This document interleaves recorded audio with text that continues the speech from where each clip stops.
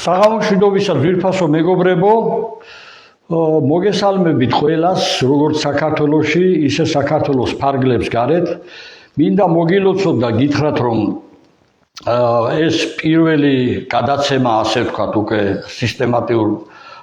სისტემატიური ხასიათი ექნება დღეიდან ორშაბათიდან თითქმის ყოველ საღამოს, ყოველ 19 საათზე გავა ჩვენგან პირდაპირი ეთერი ჩვენი ქართველთა დიდი გაერთიანების დამფუძნებლები წაიყვანენ ყოველ დღე სხვადასხვა პიროვნებები ორშაბათობით ვიქნები მე და მინდა ერთი სიტყვით მოგილოცოთ რომ აქედან იქნება ყოველთვის გაჟღერდება ის თემები რაც ყველაზე მნიშვნელოვანია ჩვენი ქვეყნისთვის და რაც თავარია მართალი სიტყვა დაუფარავა და პირდაპირ ითქვევა აქედან მე დღეს მინდა ვისაუბრო არაბულ ინვესტიციაზე, 6 მილიარდიან ინვესტიციაზე, რომელიც ძალიან აწუხებს საქართველოს მოსახლეობას და სწორედ ამიტომ მე დღეს გადაცემაში მოვიწვიე პატიცემული სტუმრები პროფესორი საზოგადო მოღვაწე პოეტი ბატონი ვაჟა ოთარაშვილი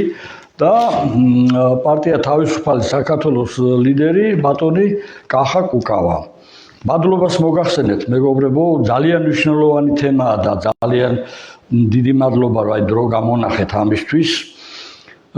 ძალიან ღელავს მთელი საქართველოს მოსახლეობა და მე მინდა ახლა თქვა როგორც ქართველთა გაერთიანების ერთ-ერთი დამფუძნებელი, თქვენ მართალია ამაზე პასუხისგებლობას იხსნით, მე ცოტა ხისტიის მიყვარს ხოლმე განცხადებების გაკეთება და ქართველთა გაერთიანების სახელით ვიტყვი რომ მოკლედ უზარმაზარი ძალიან დიდი მსოფლიოში ერთ-ერთი დიდი დეველოპერი შემოდის გასულ წელს 2024 წელს შემოსავალი ჰქონდა 9.6 მილიარდი და წარმოედგინეთ ეს არის დაახლოებით საქართველოს ბიუჯეტი წლიური ბიუჯეტი და შემოაქვს თანხა 6 მილიარდ 600 მილიონი ეს დაახლოებით ჩვენი ბიუჯეტის 70%-ია და ამ დროს ჩვენ არაფერი არ ვიცით რა პირობებია აქ ჩადებული და ცოცხალი თავით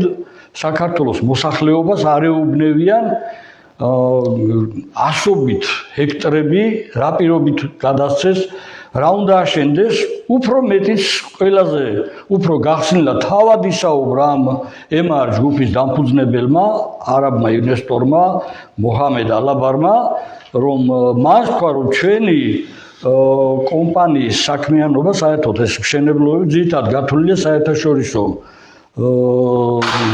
იქიდან შემოვლენ ანუ ქართველებზე არ არის გათვლილი და ძირითადად 60% კი არა როდესაც ამას ასახელებს ხო ეს იქნება დაახლოებით 98-99% აბსოლუტურად სულ სხვა ხალხი დასახლებული აქ არაბები, ალბათ ინდოელები, ჩინელები და რა ვიცი მე ვინ იქნებიან კიდევ ქართველის გარდა, რადგან ეს იქნება ძალიან ძვირადღირებული კვადრატული უკვე ხმები გამოდის, რომ შეიძლება 10,000-ზე ღირდეს, რომ ხო და ამას რა თქმა უნდა ქართველი ხალხი ვერ შეიძეს.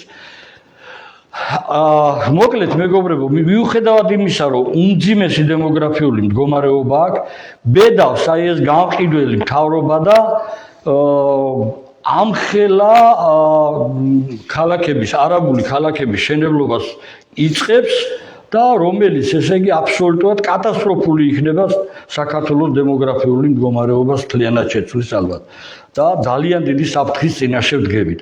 მოკლედ ჩვენ პირდაპირ აი მე ქართველთა გაერთიანების სახელით გავაკეთებ ერთ განცხადებას და შემდეგ გადავალ რესპონდენტებთან ჩვენ არაფერი არ დაგვრჩენია სიცოცხლეს ჩავდებთ და არავითარ შემთხვევაში არ გავაკეთებინებთ რაც შეგვეძლება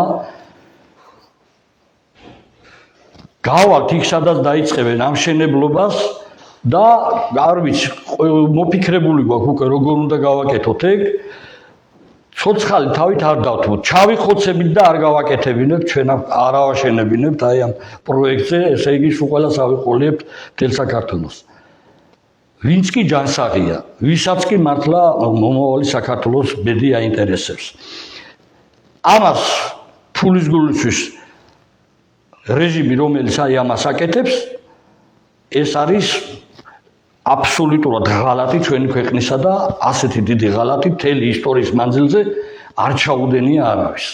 მე ახლა მინდა მოდი უფროსობით დავიწყოთ ბატონო კახა. მე ბატონ ოთართან გადავალ ვაჟასთან. ისა ბატონო ვაჟასთან. ხოდა ბატონო ვაჟა, ვიცით რომ თქვენ ამ თემაში ძალიან ბევრი გაქვთ ნამუშევარი ამ მიწებზე, სასამართლოშიც გაქვთ მოგებული უცხოელების წინააღმდეგ და რა თქმა უნდა ვიცი რომ თქვენს განიცდით და ღელავთ და აი მაინტერესებს ახლა თქვენი პოზიცია აი ამ საკითხზე. მოგესალმებით, მადლობა სტუდიაში მოწვევისთვის. ერთმა უშველოს ჩვენ საქართველოს, მაგრამ ძალიან ცუდი ვითარებაა, მე ალბათ გავკადნიერდებით ვიტყვი რომ ასეთი რთული სიტუაცია საქართველოს ისტორიის არც ერთ მონაკვეთში არ ყოფილა, მტერი მაშინ ჩანდა. ერმა იცოდა როგორ უნდა ებრძოლა ხმლით, შუბით, სატევარით თუ ასე შემდეგ. დღეს თითქოს მტერი არა ჩანს და ჩვენ ქართულ მიწა-წყალს, ჩვენი გამყიდველი ხელისუფლება უთმობს უცხო ჯურის ისეთ ხალხს, რომელსაც არავით არის საერთო არ აქვს ქართულ კულტურასთან, ჩვენს ქრისტიანულ სარწმუნოებასთან, ეროვნულ ცნობიერებასთან არავით არის შეხება კი არა, პირიქით მტრები იყვნენ, ჩვენი ისტორიული მტრები იყვნენ. ახლა მე ისტორია ვახსენე და არ შემიძლია არ აღნიშნო, იმიტომ რომ თვითონ სიტყვა არაბიც კი, ახლა კი ერთ ლექსში ანა კალანდაძის აქვს ნახსენები, ის რა ქვია, შავთვალებაო, არაბი ხარ თუ იეზიდიო, მაგრამ აქ არაბის ხსენებაზე საქართველოს ყველა მოსახლეობის დიდ ნაწილს ყოველ შემთხვევაში წყარსულში ახსენდებოდა ის შემოსევები, სისხლიანი შემოსევები, ეს იქნებოდა მურვანყრუ, იქნებოდა ბუღათურქი თუ სხვები და სხვებია, ანუ არაბთა სარდალი, აბულკასიმი და სხვები.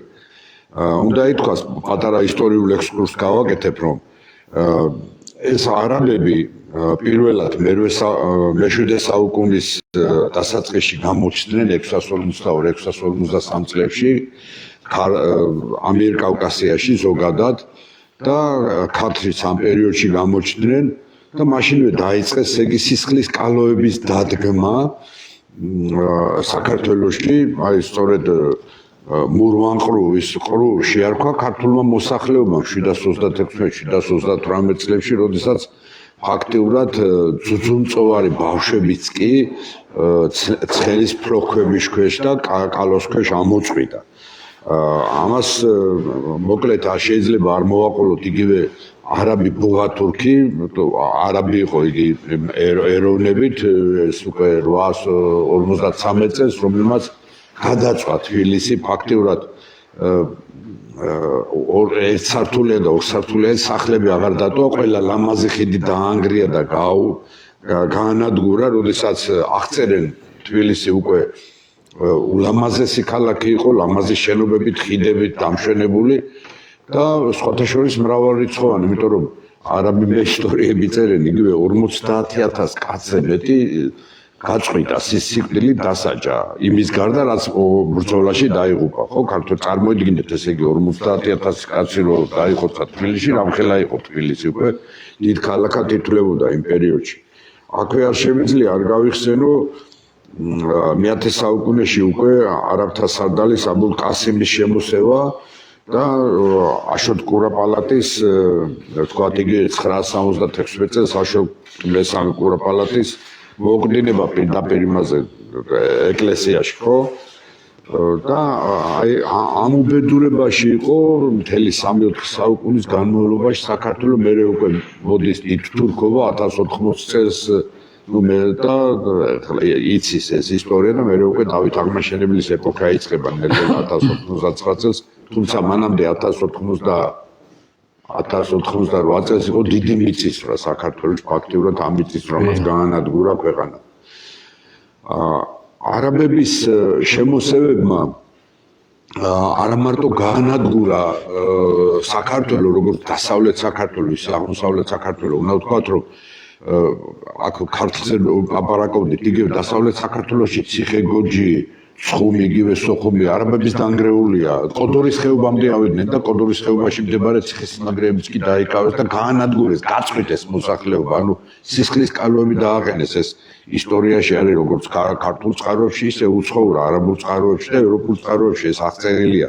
ცხადად, ანუ მე ამითი რა მინდა ვთქვა, ისტორიულად ესენი არიან ჩვენი მტრები, ეს ღიად უნდა ითქვას. კაცო, ჩვენ ვამბობთ, რომ ევროპისაკენ მივდივართ, ხო? მე აქ არ მინახია არც ევროპული ინვესტიცია, არც ფრანგული, არც გერმანული, არც ინგლისური. შემოდის აზია და აზიის ეს ისტორიული მტრები, ეს იქნებიან არაბები, იქნებიან თურქები, ოსმალო-თურქები, იქნებიან ირანელები. ეს ის ხალხი იყო, რომელიც საუკუნეების განმავლობაში ანადგურებდა ქართველ ერს. სპობდა მის კულტურას, მის ქრისტიანულ კულტურის საწყისებს, მის ენას და 1000 გადასახადები შემოქონდა. იგივე ჯიზადი და ესენი სულ არაბებმა შემოიტანეს და საერთოდ ერის მთავრობა გაანადგურეს უკვე მე-9 საუკუნეში, მთელი იმდროინდელი არისტოკრატია ამოხოცეს. ანუ მე მინდა ჩვენს მაყურებელს და თუ მსმენელს გავაგებინო რა ჯიშის ხალხი შემოყავ ამ ხელისუფლებას. რა ჯურის ხალხი შემოყავს ამ ხელისუფლებას. მათ შეხება არ აქვს ქართულ საწყისებთან, ეროვნულ ჩვენ ცნობიერებასთან, ქრისტიანობაზე ხო ლაპარაკი ზედმეტია რა. ანუ იქნება ისეთი კლასტერი თბილისის გარშემო. ეხლა დღეს 6 მილიარდ ნახევარს თუ 6,6 მილიარდს ყველა არავინ არაფერში არ იძლევა. ეხლა მე ეს გამყიდველი ხელისუფლება ყველაფერს ინვესტიციას ეძახის. მე დავიჯერებდი რომ ამ ინვესტიციის საფუძველზე აშენებულიყო აქ თქვათ ქარხანა, ფაბრიკა, სოფლის პროდუქტების გადამუშავებელი ტექნოლოგიური ხაზები, რაღაცა ისეთი, რომელიც ეროვნულ წარმოებას ხელშეუწყობდა. ესე იგი, უნდა აშენდეს სასტუმროები, იგივე ბარდელებად არის ქცეული აჭარა, ხო?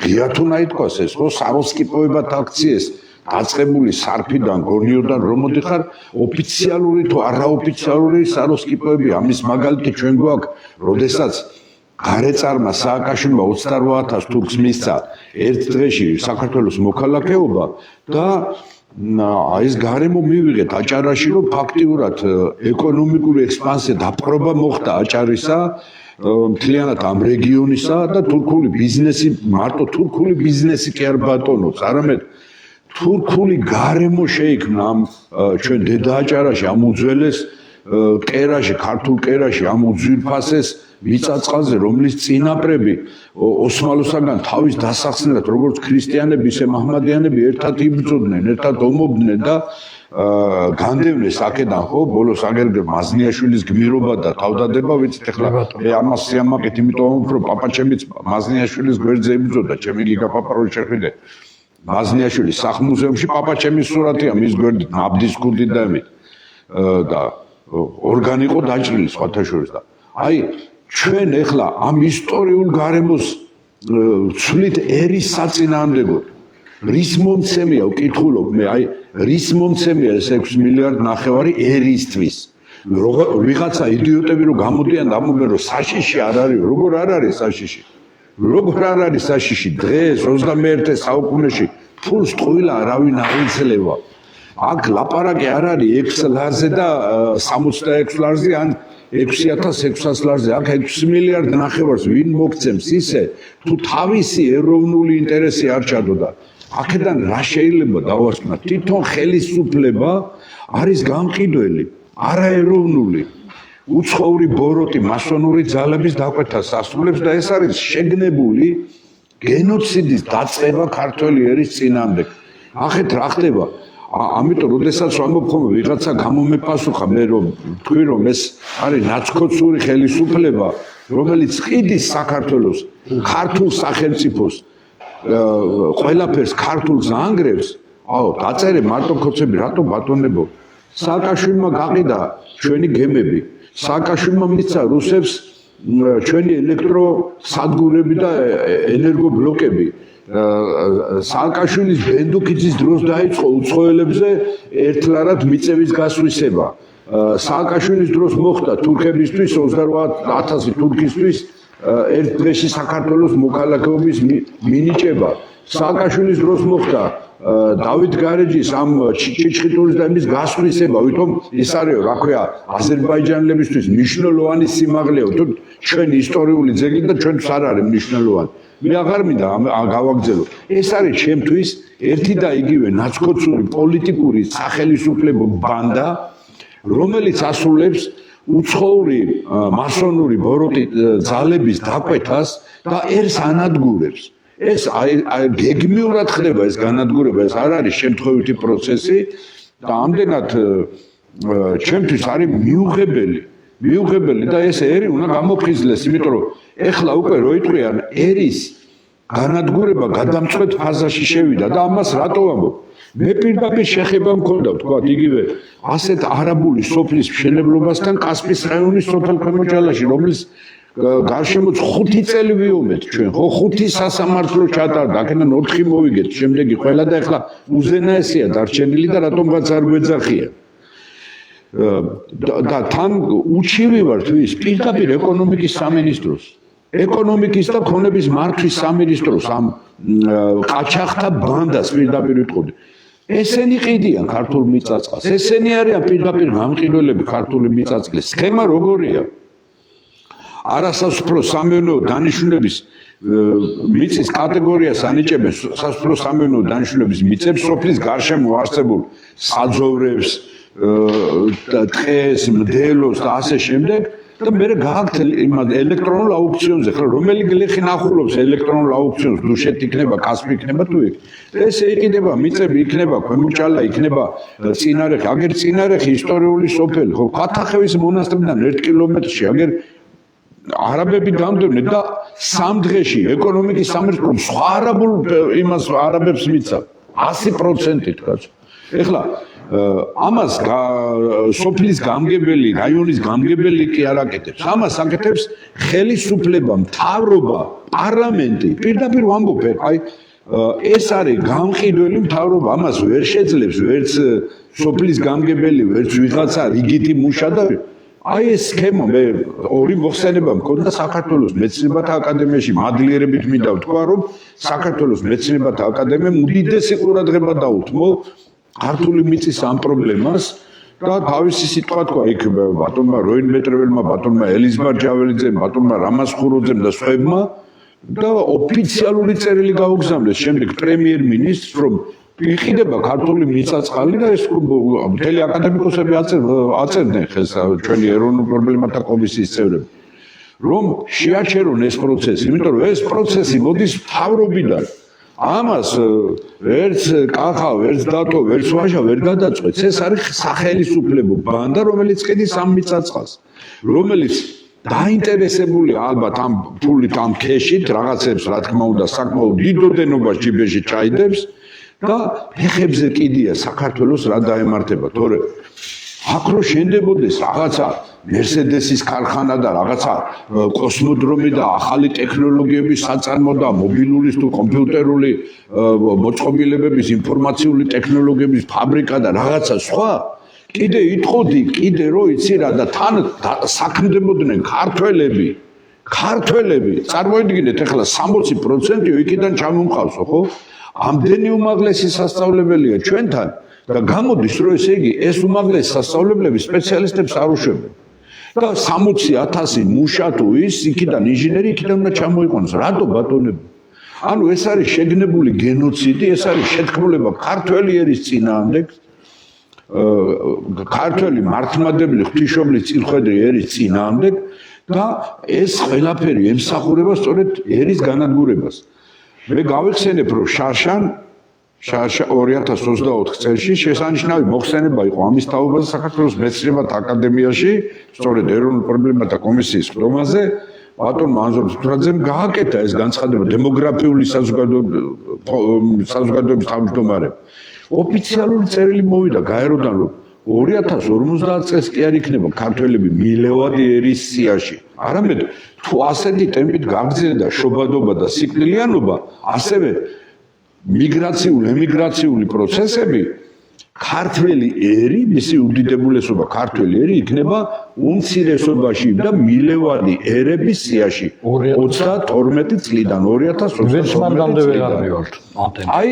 აი ეს არის რეალობა და ჩვენ ნახე რას ვაკეთებთ, ესე იგი იმის მაგივრად რომ ხელი შეეწყოს ახალგაზრდებს ოჯახის შექმნაში, ხელი შეეწყოს მრავალშვილიანი ოჯახების დასაქმებას, უზრუნველყოფას ბინებით, ხელი შეეწყოს მცირე და საშუალო ბიზნესს, ხელი შეეწყოს ერის გამრავლებას და ის რომ აღარ წავიდეს ქართველი უცხოეთში და პირიქით ჩამოვიყვანოთ აქ ხო როგორც პატრიარქი მოგვიწოდებდა დაბრუნდით ქართველებო არ შეიძლება მიწების ქართული მიწის გაყიდვა არავის არ აქვს ამის უფლება არც პრეზიდენტს არც პარლამენტარს არც მინისტრს ესე იგი პირიქით ვაკეთებთ ამ ყველაფერს და ფაქტიურად უდიდესი დარტყმის წინაშე ვაყენებთ ქართველ ერს და ხედავთ რომ სადღაც ლამის ესე იგი 2,5 მილიონი აღარ არის ქართველობა საქართველოში დარჩენილი და ჩვენ შემოყავს ამდენი მაჰმადიანი, ამდენი სხვა ჯიშის, ინდოელი, პაკისტანელი, ავღანელი, ირანელი, თურქი,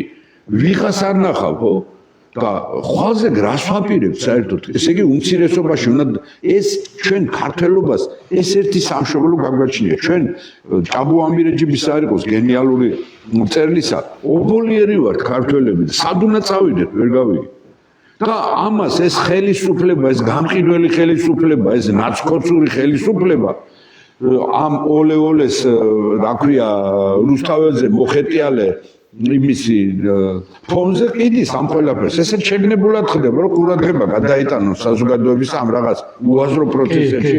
ევროპა გვინდა, რა ევროპა გინდა, კაცო? ხმას არავინ არ იღებს, რომ ამდენი მიწა-წყალი იყიდება. მე კიდევ ერთხელ ვიმეორებ, აი ამ გადაცემაში არა, მაგრამ სურათები ვაჩვენე ხო 114 სახლზე სამთავისის მონასტრიდან კილომეტრ ნახევარში სოფელ ქვემოჭალის ამილახვრების ფიშობლის სახელობის ეკლესიიდან 300 მეტრში არაბული სოფელი შენდებოდა და ეს მოვიგეთ ეს წარმოგიდგენიათ 134-ს და რო შევისწავლეთ თითო ოჯახი 8 წევრისგან შენდებოდა მინიმუმ ანუ ქვემოჭალა სამთავისი სადაც 1500 კონდია ორივე იმაში უცბად გადაუვლიდა ეს ის რო აშენებულიყო იგივე ხდება წინარეხში მაღალანთ კოშკებთან და წმინდა გიორგის ეკლესიიდან 30 მეტრში არაბული სოფლის ის არის კაცო გახმობა მიცემული ეკონომიკის სამინისტროდან და ვინ არიან ამ ეკონომიკის სამინისტროში ბენდუკიძის დროს ვინც იყო ნაციონალური მოძრაობა ენუკიძე და ეს ხალხი ისევ იქ არიან მინისტრის პირველი მოადგილეები არიან კი ბატონო ზოგი ეროვნული ბანკის პრეზიდენტია თუ უნდა იქნება თუ ისა ხო და ეს ჩვეულებრივ ამბათ არის იცი მიღებული რომ ხო ოღონდ გაყიდონ ქართული მიწა-წყალი ნახე რატო დავიწყე სააკაშვილმა ელექტროსადგურები ელექტრობლოკები გაყიდა გემები გაყიდა ის ფოთის სპორტი ბათუმის სპორტი ის თურქებზე ის ამათ გასაყიდი დარჩათ უკვე მარტო მიწა-წყალი ჩვენ ეხლა პირდაპირ მიწა-წყალს ყიდიან პირდაპირ მიწა-წყალს ყიდიან მიწა-წყალს ესე იგი ქწანისიო კაცო ქწანისი ესე იგი ერეკლე მეფე შეაკვდა ბოლომდე ამ აღა მაჰმად-ხანს ხო 1795 წელს ჩვენ ამ მიწა-წყალს რუსთავამდე ვაძლევთ ცხებს და იქით კიდე გონიორდან იქამდე ბათუმამდე ეს არის საშინელება და არის დაგუბო ისევ გადმოვარ თქვენთან ბატონო ბაჟა კახა რა მაინტერესებს ცი აი მიწა-წყალი ახსენა და ჩვენ არ ვიცით საერთოდ დუმს ჩვენ სახალხოთაც მოვითხოვეთ ეს აქციიდან ხელმოწერების გაკედა მოვითხოვეთ საჯაროდ რომ პირობები გაგვაცანიოთ საქართველოს მოსახლეობას არაცნობენ პირობებს თუ რა ხელშეკრულება დაიდო და ყველაზე მთავარი ის არის ჩვენ არ ვიცით მიწას რა პირობებით აძლევენ ხო ეს ხო არ არის ერთი სამართლებრივი ნიუანსები არ ვიცი ჩვენ როგორ შეიძლება საქართველოს მოქალაქეებმა არ ვიცოდეთ და ქურდულად ვაჭრობდნენ საქართველოს ამ ხელა ტერიტორიებით აი თქვენი მეინტერესებს. კი ბატონო, პირველ რიგში დიდი მადლობა მოწვევისთვის, მოგესალმებით, მაყურებლებს მივესალმები. მე შევერთები ხარაც ბატონო ვაჟა ბრძანა და ძირითად აქცენტს გავაკეთებ, იმას ჩვენ და ვიცოდეთ, რომ რა არის უარყოფითი ამ ყველაფერში.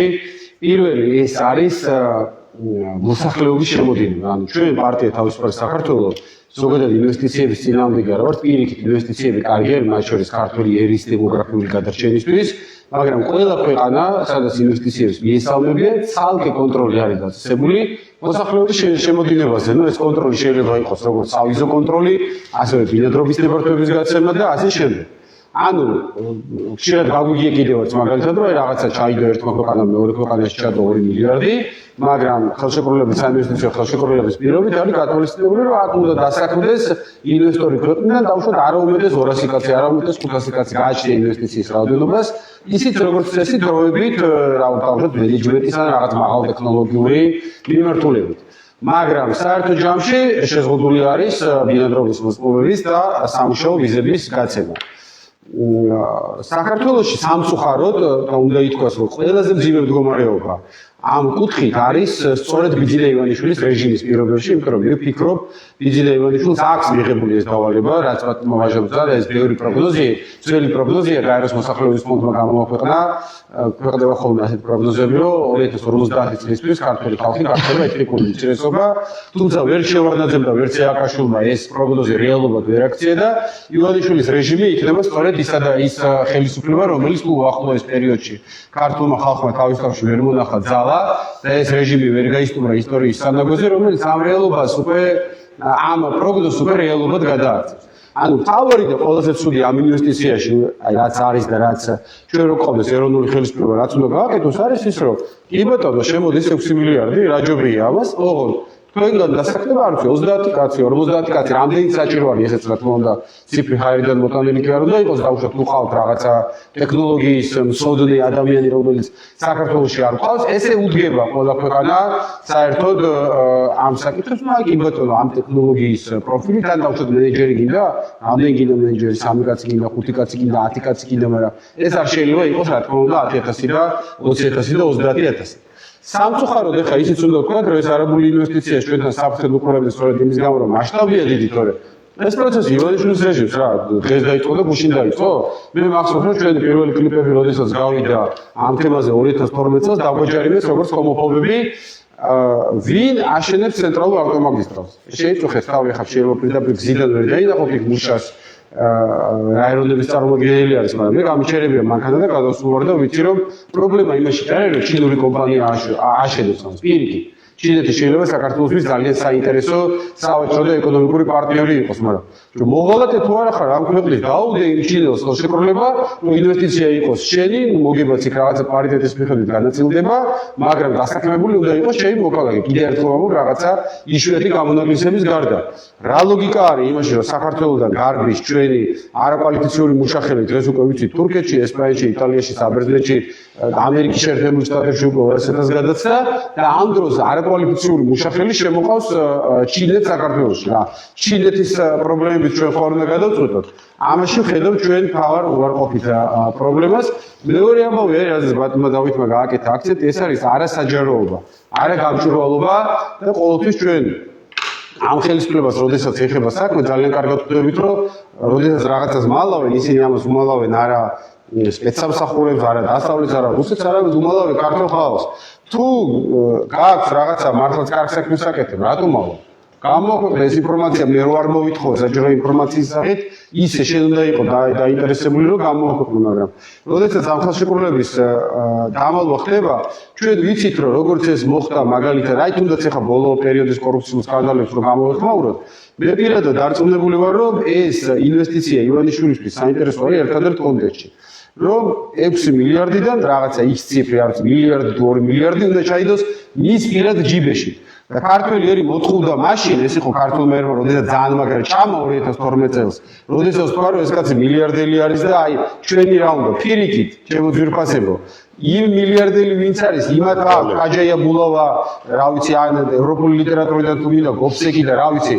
აი ამ ფულის სიხარბე არის ასეთი ზუსტად ასეთი ლოგიკა აქვს, რომ რაც უფრო მეტი აქვს, კიდე უფრო მეტი უნდა, თორე ადამიანი, რომელიც ფულის ღორი არ არის ზოგადად, ის როდესაც დააკმაყოფილებს თავისი და თავისი ოჯახის პირველად მატერიალურ იმეებს, რა ქვია, მოთხოვნილებებს, მერე დასტა ოქრო შენახული კონდეს ზოდებად, ამისი მოთხოვნილება არ აქვს. ამიტომ ეს ჭამეთ, მაგრამ მე პირადად არ მიჭამია, მაგრამ თლიანად ერზემავ ქართულმა ხალხმა, რომ აი ეს ადამიანი თურმე ესე იგი უკვე 8 მილიარდი აქვს ნაშოვნი და საქართველოში ფულის შოდეს არ მოინდომებსო. ნახეთ ჩვენ რაც დაატრიალა ბიძინა ივანიშვილმა. ეხლა ჩემზე ასაკით უფროსები ბრძანდებით და ჩემზე მეტი გახსოვთ, მაგრამ ლაზიშვილების საქმის მერე მე არ გამიგონია რომ კორუფციულ საქმეში სიტყვა მილიონი ყოფილიყოს გამოყენებული. ყოველთვის შევარდნადის დროსაც, როდესაც ესე იგი კორუფცია ჭამდა ქვეყანას, ხანდახან მინდა რომ ბოდიში მოუხადო რა იყო მაშინდელი კორუფცია. რომ გაი 5 ლარს იღებდა, საჯარო რეისში 10 ლარს იღებდნენ და ნუ რა თქმა უნდა პრივატიზაციებში და სხვა სფეროებში მეტი იყო, მაგრამ ეს იზომებოდა კორუფცია მათ შორის სასამართლოებში, ეხლა მე ადვოკატი ვარ და ვიცი, მოსამართლეები $200 იღებდნენ ხრტამს და $2000 რაღაცა სასწაული ხრტამი უნდა ყოფილიყო. ვის დაესიზმრებოდა ან გინდა წინა ხელისუფლების დროს კორუფციის ის მასშტაბები, როდესაც ერთი კონკრეტული მინისტრის მათივე განცხადებებით, ეხლა ეს სწორი არასწორი ოფიციალური განცხადებები, რომ ერთი კონკრეტული ჩინოვნიკის ჯიბიდან $7 მილიონი ეს გინდა ვიტყვით, რომ საქართველოში კი არა. ეს ნებისმიერი დიდი ევროპული ქვეყნის აი რა ვიცი სიცილიელი მაფიოზები რო არიან, იმ საქმეებში $7 მილიონი ესეც ეხლა იმ შოშია რო ამბობს ნოდარ დუნგაძის ფერმერებს, ეს რა დაუკიცესო. ხო ყველა კარგად ხვდებით რომ თუ ღარიბაშვილის 7 მილიონი ამოუღეს, ესე იგი კობახიძეს 25 მილიონი აქვს და ესე იგი ივანიშვილის ოჯახში კორუფცია მილიარდებით იზომება. ახლა ვინმეს ვარ გჯერათ რომ ღარიბაშვილი ივანიშვილზე მეც იღებდა ან ის რა ქვია ჯუანშერ ბურჭულაძე და მეორე მესამე კატეგორიის სახელმწიფო მოხელეები. ანუ კორუფციამ საქართველოში ივანიშვილის რეჟიმის პირობებში მიაღწია იმ მასშტაბებს, რომელიც არ დასიზმრებია არც სააკაშვილს, არც შევარდნაძეს და მით უფრო კომუნისტებზე როცა ახლა საუბრობდნენ რომ საერთოდ მაშინდელ კორუფციაზე, ну რა ვიცი, სირცულიც კი არის იმ დროინდელ კორუფციაზე ხმის ამოღება. უბრალოდ, როდესაც არაბულ ინვესტიციაზე ვაკეთებთ ამ აქცენტებს, ერთის მხრივ ეს სწორია, მაგრამ მეორეს მხრივ მე არ მინდა რომ ისე მთავარი საკითხიდან ჩვენ ასე ვთქვათ გვერდზე გადავუხილოთ, რატო სულ მახსენდება ჩვენი დიდი მწერლის ნოდარ წულეისკირის ჩანახატი არის პატარა. ჩანახატი არა, რეალური ამბავი არის, მემუარულ სტილში დაწერილი აქვს, გამოქვეყნებული რომ გაგანია კომუნისტების დროარი და გამოაქვეყნებო სტატია ქართული კამეჩი გადაშენების ზღვარზეა და ეხლა იმ დროს ძალიან იცით რომ ცენზურა იყო და ესეთ რაღაცა ეროვნულ და ნაციონალურ თემებზე ცოტა წერა და პუბლიკაციების გამოქვეყნება რაღაც პერიოდამდე ყოველ შემთხვევაში ცოტა სიტყვამეს მოითხოვდა. კაი კაცი იყო და არაჩვეულებრივი და ბატონ ნოდორს თვითონ უწერია რომ მათებს რომ მთელი თბილისი ახლა განწყობა რაც არ უნდა ის იყოს რა ქვია პარადოქსი იმ დროს მეტი იყო ჩვენ საზოგადოებაში ეროვნული სულისკვეთება ვიდრე დღეს რა ვიცი გამოლიბერალურებული არის ჩვენი ელიტის და ახალგაზრდობის მნიშვნელოვანი ნაწილი და მათებს რომ მთელი თბილისი რომ ნოდარ მაგარი ხარ და ნოდარ როგორ გაბედი და ნოდარ როგორ ესე იგი შევხვდავ რამდენიმე დღეში ქუჩაში ზვიად გამსახურდია. ხო და ვეუბნებიო რომ მოგებროდნიერი და ზვიად თუ მოგეწონაო ჩემი სტატია და რა ცოტა აგდებულად მიპასუხა უყურადღებოდ უბრალოდ აგდებულად და რა ზედაპირულად რომ კიო არა უშავსო. კიდე შევეკითხებო თბილისის მოწონსო და ხა როგორ შეიძლება ძალიან რომ ჩავაჯინდიო მითხრა ნოდა რომ კაი სტატია არისო მაგრამ ბიჭო კამეჩი კი არა ქართველი ერი არისო გადაშენების გზაზეო და ეხლა პერიფრაზა რომ გავაკეთოთ ჩვენ რა თქმა უნდა ეს ინვესტიციაც ცუდია გლოვოს კურიერები რომ პაკისტანელები არიან ისიც ცუდია და ტაქსისტები და რა ვიცი ცენტრალურ მაგისტრალში ჩინელები აშენებენ მაგრამ ეს არის მაინც ლოკალური ასე ვთქვათ ცალკეული საკითხები ძირითადი პრობლემა არის ის რომ საქართველოს ჩვენ მოვიპოვეთ დამოუკიდებლობა და ყავს დღეს არაქართული ხელისუფლება საქართველოს დღეს ქართველები არ მართავენ და ის რომ ეხლა შეიძლება ზოგიერთი მინისტრი ეთნიკურად ქართველი იყოს ეს არაფერს არ ცდილობს იმ დროს ეგრე მეფის რუსეთის цаრისტული რეჟიმის მეფის ნაცვლის ხელისუფლებაში წინ ვიღაცები ქართველები მუშაობდნენ მაღალ თანამდებობებზე ეს არაფერს არ ცდილობს დღეს საქართველოს არაქართული ხელისუფლება ეს არის ჩვენი ქვეყნის მთავარი ამოცანა რომ ჩვენ უნდა მოვნახოთ რა თქმა უნდა მშვიდობიანი მეთოდებით მე ჯერჯერობით ხოლმე შემთხვევაში ამ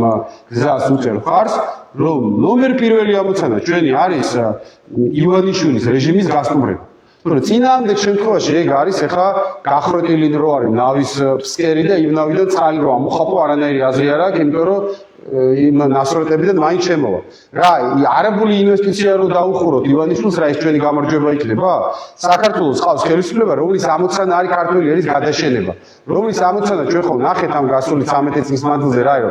სადაც ნახავს რაიმე საპრივატიზებოს, სადაც ნახავს რაიმე ლიცენზია არის გასაცემი, ნებართვა არის გასაცემი, სადაც ნახავს რომ ტენდერია ჩასატარებელი, ყოველთვის ის მიყიდის ამას უცხოელებს. რატო? იმიტომ კი არა რომ რაღაცა დარწმუნებული ვარ რომ ივანიშვილი ესეთი სენტიმენტებისგან ძალიან დაცილ ადამიანია. უბრალოდ ქართულს ვერ ნახავ მაგდეს ფულს რო გადაიხდეს. ეხლა ვის შეუძლია 5 მილიარდი და 3 მილიარდი გადაგიხადოს. შეუძლია ამის გადახდა რა თქმა უნდა სწორედ აი ამ აზიურ სხვადასხვა ფინანსურ ჯგუფებს და ერთსაც ვიტყვი ამითი და დავამთავრებო ეს დემოგრაფიული საკითხი ყველაზე მნიშვნელოვანი რატო არის ჩემო ძვირფასებო საქართველოს უამრავი პრობლემა აწუხებს მაგრამ ზოგიერთი პრობლემა არის იმდინარე რომელიც სხვადასხვა ივანიშვილის ხელისუფლება არ იქნება მაგალითად და გვახსოვს ჩვენ გამსახურდია როცა მოვიდა ხელისუფლების სათავეში ზოგიერთი საკითხი არის ისეთი რომელიც 2 თვეში, 3 თვეში და 5 თვეში გამოსწორებას ექვემდებარება.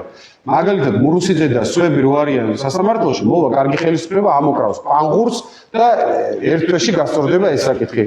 ჩვენს ტენდერებს და ჩვენს ლიცენზიებს ივანიშვილის ოჯახი, მისი ძმისშვილები, ძმები და ბიძაშვილები და მისი დანიშნული მინისტრები რომ მილიარდებს იფარავენ, მოვა წესიერი ხელისუფლება და 1 თვეში ეს საკითხი გასწორდება და საქართველოში კორუფცია აღმოიფრება. მაგრამ ის რომ დემოგრაფიული ბალანსი ირღვევა ჩვენ ქვეყანაში და ის რომ ქართველი ხალხი უკვე რაღაც ქართველი ერი 50%-ის მიჯნაზე ვართ ჩვენ საკუთარ ტერიტორიაზე, ამას კარგი ხელისუფლება არაფერს არ უშველის. სულ გამსახურდია კოსტავა და ილია ჭავჭავაძე და აკაკი წერეთელი რომ მოვიდნენ ხელისუფლებაში რაღაც დავუშვათ 2026 წელს, ნუ რა ვინ უნდა იჯერებთ რომ ამას 1 წელი ეყოფა და 2 წელი ეყოფა, იმიტომ რომ ჩვენ ვიყავით უკვე ესეც ჩვენი სკოლის საერთოდ ეგეც ცალკე პრობლემაა, განათლების სისტემა რომ ჩვენ ქვეყანაში ჩამბალია, ჩვენი სკოლის ისტორიის წიგნი რომ გადაშალოთ, მაგალითად თქვენ ვერ იპოვით ესეთ ისტორიულ ფაქტს, რომ მე-20 საუკუნის დასაწყისში საქართველოს ტერიტორიაზე ქართველები ვიყავით ეთნიკური უმცირესობა. ითვლება რომ ეს ჰომოფობია არის და ჩვენი მინისტრები ეხლაც ლიბერასტები არიან, რა თქმა უნდა და ამ საკითხის ჩაწერას ვერ ბედავენ. არის ის ჩვენმა ახალგაზრდობა. ან ერთ-ერთ ეთერში ის მეკამათებოდა ეხლა ციხეში რო არის ზურაბ ჭიჭაპარიძე, ის მიწა რო გავყიდოთ რა მოიკიდებსო ზურგზეო და წაიღებს. ხო მოიკიდებს და წაიღებს. იმას ხო არ ნიშნავს რომ ეხლა მაშინ მიწას ჩაყრის ტომარაში და ტომარას წაიღებს. ჩვენ როგორ დავკარგეთ აფხაზეთი და სამაჩაბლო, ხოლმე დააპარალელო ეგ საქართველოს ისტორია ჯაყოს ციხისნებთან. დავკარგეთ ასე რომ ჯერ დავკარგეთ მიწა, მერე შეიქმნა პოლიტიკური ავტონომია და მერე დაიწყო სეპარატიზმი. იმიტომ რომ ისტორიას, სოფლიო ისტორიას ზოგადად აქვს ასეთი კანონი. მიწა იმისია, ვინც იქ ცხოვრობს. ფორმალურად რომელი ქვეყნის ტერიტორიაზე ხატია, ამას არანაირი მნიშვნელობა არ აქვს. ეს არის დროებითი. თუ ცხოვრობს ამა თუ იმ ქვეყნის ტერიტორიაზე კომპაქტურად არაბები, იქ აუცილებლად 10 წელიწადში, 20 წელიწადში გაჩნდება არაბული ავტონომია. თუ ცხოვრობს აზერბაიჯანელი, გაჩნდება აზერბაიჯანული ავტონომია და ნებისმიერ ქვეყანაში ეს არის ასე. ამიტომაც ეს უნდა იქნეს დანახული ამ ჭრილში, მაგრამ ჩვენ უნდა დავინახოთ ისიც, რომ კანონის გასწორებას ამ ხელისუფლების პირობებში, რომელიც იდეაში იმისთვის არსებობს საქართველოში, რომ ქართულ სახელმწიფოებრიობას დაუსვას წერტილი, ეს უნდა ვებრძოლოთ ამას დაუშვათ რაღაცა ერთი ხელით, მარცხენა ხელით, მაგრამ მარჯვენა ხელით. ჩვენ რაზეც უნდა ვიფიქროთ, თუ მართლაც გულის შემთხვევა და ეს რაღაცა პოზის და პიარის გამო არ არის, რომ წერტილი დაუშვათ ივანიშვილის ხელისუფლებას. იმიტომ რომ გადახედეთ სტატისტიკას 2012 წლიდან მოყოლებული 2025 წლამდე საქართველოს მოსახლეობა მკვიდრი მისახლეობა იკლებს ყოველწლიურად არ ყოფილა ეს მარტო 25-ში და 24-ში ხო არ დაიწყო არ ყოფილა ასეთი პრობლემა ამ ადამიანს წამოწდა ხანდახან ცნობილი ფროიდისეული წარსდგენა არის ხო იცით რომ რაღაცას ვერ დამალავს სამუდამოდ რომ ბილეთებს აგიღებდო და წადითო რა გადაშენდითო ეს ქართველები გერმანიაში ბოსტონში იმუშავებდნენ თქვა ეს ბიძინა ივანიშვილი ეს არ უთქვია არათუ შევარდნაძეს და სააკაშვილს თავის ცხოვრებაში ეს არ უთქვია საბჭოთა პერიოდის კომუნისტ ქართულ მმართველებს პირიქით პარადოქსი არის და ეგეც სკოლის წიგნებში არ ისწავლებოდა უნდა ისწავლებოდეს რომ 30-იან წლებში პირველად თბილისის მოსახლეობაში ეთნიკურმა ქართველებმა გადააჭარბეს სხვა ეთნიკური ჯგუფების რაოდენობას დაპყრობილი ქვეყანა ვიყავით, მაგრამ იმ დაპყრობილ ქვეყანაშიც არ იყო ამოცანა ქართველი ერის გადაჯიშება და გადაშენება პირიქით.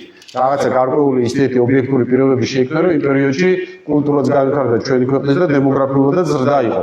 ალბათ რა ვიცი, ვისაც ვიხსენებ ბოლოს ივანიშვილამდე, ვისაც აი ესე მიზნად ჰქონდა დასახული, რომ საქართველოში შეეცვალა ეთნიკური ბალანსი, ალბათ იყო შახაბასი. რო გადავდოთ გვერდზე ემოციები, ისტორიული ფაქტებით რაც დასტურდება, ვინც კახეთიდან გადაასახლა იქ პერეიდანში მოსახლეობა და ხედავდა პრობლემას სწორედ იმაში, რომ აქ სანამ ქართველები იქნებიან ეთნიკურად უმრავლესობა, მანამდე ვერ დაამყარებდა იქ სპარსეთისადმი ლოიალურ რეჟიმს. აი ეგ იყო მე-17 საუკუნეში შახაბასი და მეორე ვინც ამას მიზანმიმართულად ატარებს და სტატისტიკის დასტურდება, ეხლა ვიღაცა უამრავი კოცი ტროლი შემოვარდება კომენტარებში, თვითონ რას ლაპარაკობს. შეძლით შემოძვირფასებოთ დღეს 21 საუკუნეა და Google-ით თუ არა ChatGPT-ის დონეზე მაინც შეიწუხეთ თქვენი თავი და ნახავთ. საქართველოს მოსახლეობაც აბსოლუტურ ციფრებში იკლებს ივანიშვილის ხელისუფლების პირობებში არიზომება ოფიციალურად ეთნიკური ქართველების რაოდენობა, ამასაც მალავენ, იმიტომ მალავენ, რომ შავშან ჩატარდა და არ ამოგვიყვება, იმიტომ რომ -0.3%-ით იკლებს ქვეყნის მოსახლეობა. ოღონდ რეალურად სინამდვილეში მდგომარეობა კიდევ უფრო კატასტროფული არის, იმიტომ რომ ეთნიკური ქართველების რაოდენობა იკლებს უფრო სწრაფიტებით, ვიდრე მაგალითად ჩვენი ქვეყნის აზერბაიჯანელოვანი მოსახლეობის. ეს ოფიციალურად არიზომება, მაგრამ ჩვენ შეგვიძლია ირიბად ეს სტატისტიკა მოვიშველიოთ, რომ აზერბაიჯანის სტატისტიკა, ანუ აზერბაიჯანში აზერბაიჯანელთა რაოდენობა იმატებს ძალიან სწრაფიტებით, +1.1%. ანუ თუ დაახლოებით ჩავთვლით ახლა აზერბაიჯანელი ყველა ქვეყანას თავისი რაღაცა კულტურა აქვს, რომელიც განაპირობებს სოფელშიც იმატებს. ხო, ანუ თუ ჩავთვლით რომ ჩვენთანაც დაახლოებით იმ ტემპით იმატებს აზერბაიჯანული მოსახლეობის რაოდენობა, რაც აზერბაიჯანში მიახლოებით. და მე საშუალოდ გამოთვლით, ესე იგი ეს -0.3%-ით რომ ვიკლებს ჩვენი ქვეყნის მოსახლეობა, ამაში შედის ის, რომ ზოგიერთი ეთნიკური უმცირესობა იმატებს. ანუ რეალურად ეთნიკური ქართველების რაოდენობა საქართველოს ტერიტორიაზე იკლებს კატასტროფული -0.6, -0.7% ტემპებით. ეს უკვე ვიზუალურად ახმადი არის ჩვენი ქვეყნის მოსახლეობაზე, ან ხანდახან რომ შეხვალა, რა ვიცი, რაღაც დაწესებულებაში იქ თუ ადრე დაუშვათ არაქართული გვარი გესმოდა 1000-ში 1, დღეს გესმის 10-დან 3 და ყოველ გაიგონებ ამას 10-დან 4 ჯერდა. ესეც უნდა ვთქვა და ამით ნამდვილად დავამთავრებ, რომ ჩვენ ჯერ კიდე შეიძლება აი ბოლო დღეებს ითვლის ქართული სახელმწიფო, როცა ამ პრობლემასთან გამკლავება შეგვიძლია. როდესაც ეს რაღაცა გარკვეულ ნიშნულს მიაღწევს, როდესაც მაგალითად ქართველები ვიქნებით 40-ან 50% ამ ქვეყანაში და ისინიც იქნებიან 40-50-ან შეიძლება უფრო მეტი პროცენტი, მე ამ ქვეყნის პრობლემა შენ ვერ გადავწყვეტ, ვერც პარლამენტის მიერ მიღებული კანონით, ვერც პოლიციის და ვერც უშიშროებით. მე ეს საკითხი გახდება ისეთივე, როგორც ფათაღაღადი ესეც სკოლაში უნდა ისწავლებოდეს და უნდა წაიკითხოთ, თავის დროზე ეგეც ქსენოფობიად გამოაცხადეს, რომ ილია ჭავჭავაძე ბევრმა ხო არ იცის, ზოგს გონია რომ ილია მართლა ის იყო, რა ქვია, უგურბინო მეფე და რატო იყო უგურბინო? ტირო და ფათაღაღადი არის ილია ტირის პირდაპირ რომ ბიჭო, თბილისის მერი რო ქართველი არისო, ამაზე ვინ ოცნებობდა, ამაზე ილიაც კი არ ოცნებობდა, რომ თბილისის მერი ქართველი ყოფილიყო. თბილისის საკრებულოში ქართველი დეპუტატი არისო და ილიას ფათაღაღადს რო წაიკითხავთ, იხოცება. თქვენ უსინდისოებო და უნამუსოებო. მერი გავიგეო, საკრებულოში ხო შეიძლებაო ქალაქის საბჭო ერქვა მაშინ. ერთი ქართველი დეპუტატი მაინც იყოსო. ამ დღემდე გვაბრუნებს ჩვენ ბიძინა ივანიშვილი და როდესაც უკვე მივხვდებით რომ ჩვენ ეს დღე დადგა, მე უკვე ძალიან გვიანი იქნება. ჩვენ იმ ისტორიული ტრაგედიისგან გადაგვარჩინა მაშინ მსოფლიო ისტორიული გარდაქმნილები მოხდა, ორი რევოლუცია მოხდა ამ ქვეყანაში და ვინ გააკეთებდა მაგას ახლა მე რომ ხელოვნურად შეეცვალა ეგრენული ბალანსი რო არა ის უზარმაზარი რაღაცა მოვლენებიდან. ამიტომაც მე ძალიან ვიზიარებ იმ შიშებს, რომელიც უკავშირდება საქართველოში ამ არაბული დასახლებების შექმნას, თუმცა პრობლემა არის ბევრად უფრო ღრმა, ეს არაბული დასახლები არ არის გამონაკლისი და პრობლემა მდგომარეობს იმაში, რომ საქართველოს 2012 წლიდან მოყოლებული და ეთანხმები ბატონ ვაჟას პრინციპში 2003-დან მოყოლებული, ოღონდ 2012-დან მოყოლებული ამან უფრო აგრესიული ფორმები მიიღო, ყავს არაქართული ხელისუფლება, რომლის ამოცანაც არის საქართველოში ქართველი ერი გადააქციოს ერთ-ერთ ეთნიკურ ჯგუფად, რომელსაც არ იქნება სუვერენიტეტი ამ სახელმწიფოს ტერიტორიაზე. ეხლა თქვენც რომ მადევნებთ თვალს კახა ბატონო ვაჟა ტელევიზიებს და ესე იგი ნაცვლად იმისა რომ ეს ხელისუფლება რაღაც ცოტა თავი დახაროს და არ თქვას რომ რა ვიცი აი მოდით მოვაწყოთ ამ დისკუსია რაღაცა ხო აი ამ ხელა იმაზე თავხედობს და თავისი ტელევიზიებიდან იმ პატარა ტელევიზიებიდანაც ეხლა არ მინდა დავასახელო სახელი და გვარები გულისამრევი იდეოლოგიაა. ესე იგი ნაწილი ამართლებს ამ ინვესტიციას, არაფერი არ ხდებაო საშიშიურად, რა ხდებაო.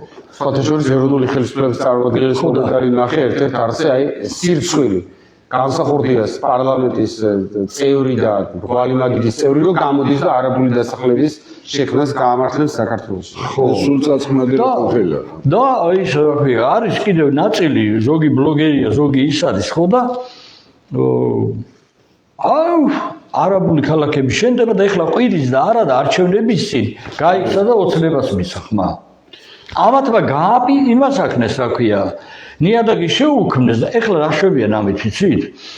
ეს უნდა გახადონ ავტორიტეტული რა ქვია, მოწინააღმდეგე, გადაფარონ მართლა ვინც გულწრფელად პროტესტს აცხადებს, გადაფარონ ამ ცრუ იდეოლოგებით და ვითომ ესენი არიან, რაც არიან. ეხლა ვის არ ესმის კახარო ხელმოწერები გააკეთო და შეიტანო გინდა პარლამენტში და გინდა იმაში, რა სისულელია, ხო? ამას ბიძინა ივანიშვილი ჯიბეში უდევს, სასამართლო, პროკურატურა, პარლამენტი, მინისტრთა კაბინეტი, სად უნდა იჩილო კაცო? ანსობლე ზუსტად. ეს ხარი დროის გაყვანა და მეტი არაფერი და თაღლითობა, ხო?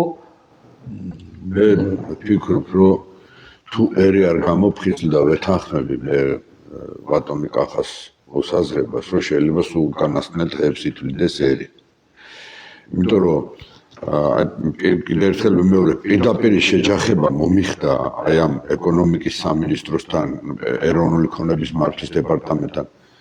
აი თვით თქვათ ქვემოჭალაში ამ სოფლის მშენებლობას რითი ამართლებენ? აი რომ ამოვწიეთ საბუთები. ხო ეკონომიკის სამინისტროს ბრძანება უცხოური ინვესტიციისთვის და ბიზნესის 100 პროექტის ხელშეწყობის მიზნით ვიღაც ალთოვერკი, ალ-ბაღდად, ალ-ჰუსეინ ამერებს და ემებს აძლევენ ამ მიწებს და იმას. ესე იგი 11 ჰექტარს აძლევს $54,000. ეხლა ისინი უჩივიან რუსთავის სასამართლოში ერთმანეთს რომ მე 300,000 დავდე, შენი 256 საწავიდა ეს ფული. ეს საწავიდა, აი წეგა რო თქვა. იქიდან 7 მილიონი ამოიღეს, იქიდან ეს ხო ცხადია რა. თვითონ ესე იგი ინვესტიცია ქვია თურმე გავიხილოთ, ღიად განვაცხადე ყველა ეთერში და მეცნიერებათა აკადემიაში გამოსვლა რომ მქონდა აჩვენის ტელევიზიაში. ნაბგობჯიზე შევიდეთ კაცო. ქართული მიწების 70% ერი უცხოელების ხელში. კი ბატონო. და დიდმა ილია ჭავჭავაძემ წეღარ თქვით. მამული ენა სარწმუნოება. ამითი დაიწყო ეს შესანიშნავი ტრიადა უნიკალური, ხო? მამული თუ არ გეკნება რაღა ისაა და 70%. ეხლა უსვავ ამ ხელისუფლებას კითხვას. იუნკერების მემორიალთან რომ მიდიან 26 მაისს და რაღაცა ვითომ ისინი მიაქვს ყვავილები და დიდი დამწუხრებული სახით თავისუფალი საქართველოს და იმის. იუნკერების მემორიალიდან დაახლოებით 150 მეტრში რო არაბული სოფელი 250 წელზე თავისი პოლიკლინიკები, თავისი მეჩეთები და ხმას რატო არავინ არ იღებს. ის რომ ისტორიული თოთის მთა 51 ჰექტარი. აი ახლა აღაენელები გამოვიდნენ, იმიტომ რომ მაგათ იმას შეეხო 5 წელი ამას ვამბობ, რა. სანამ მაგათ უშუალოდ არ შეეხო უკვე სინათლეები გაიყვანეს და რაღაც სარწყავები და ისე პრობლემები შეექმნათ. 51 ჰექტარი თოთის მთა წმინდა ნინოს ეკლესიის გარშემო მდებარე ტერიტორია ხო მერიან მეფეს თვალდაუნებდა. არაბებისაა ბატონები. აქეთ მუხრანის ველი 50 ჰექტარი. ირანელებისა, აგერ მარტყოფის ველი ულევარასველი, აქეთ თურქებისა, იქით ირანელებისა. სოფელი ჯუგანი აშენებულია პირდაპირ, ხო? ირანელებისა და არაბებისა. ბაზალეთთან 5 ბაზალეთის პირის გარშემო 5 არაბული და ირანული სოფელი. ეს ხო ფაქტია, კაცო, ეს და ამას რო ნახო ეხლა მე ხო ამოვწიე ესენი ამ სასამართლოების ინვესტიცია ქვია, ეგ. ინვესტიცია ბრძანებაში წერენ უცხოური ინვესტიციის განვითარების ხელშეწყობის ამის მიზნით. ესე იგი შენ იმ უცხოელს არა ქართულ მიწას აძლევ კაპიკებში კაცო.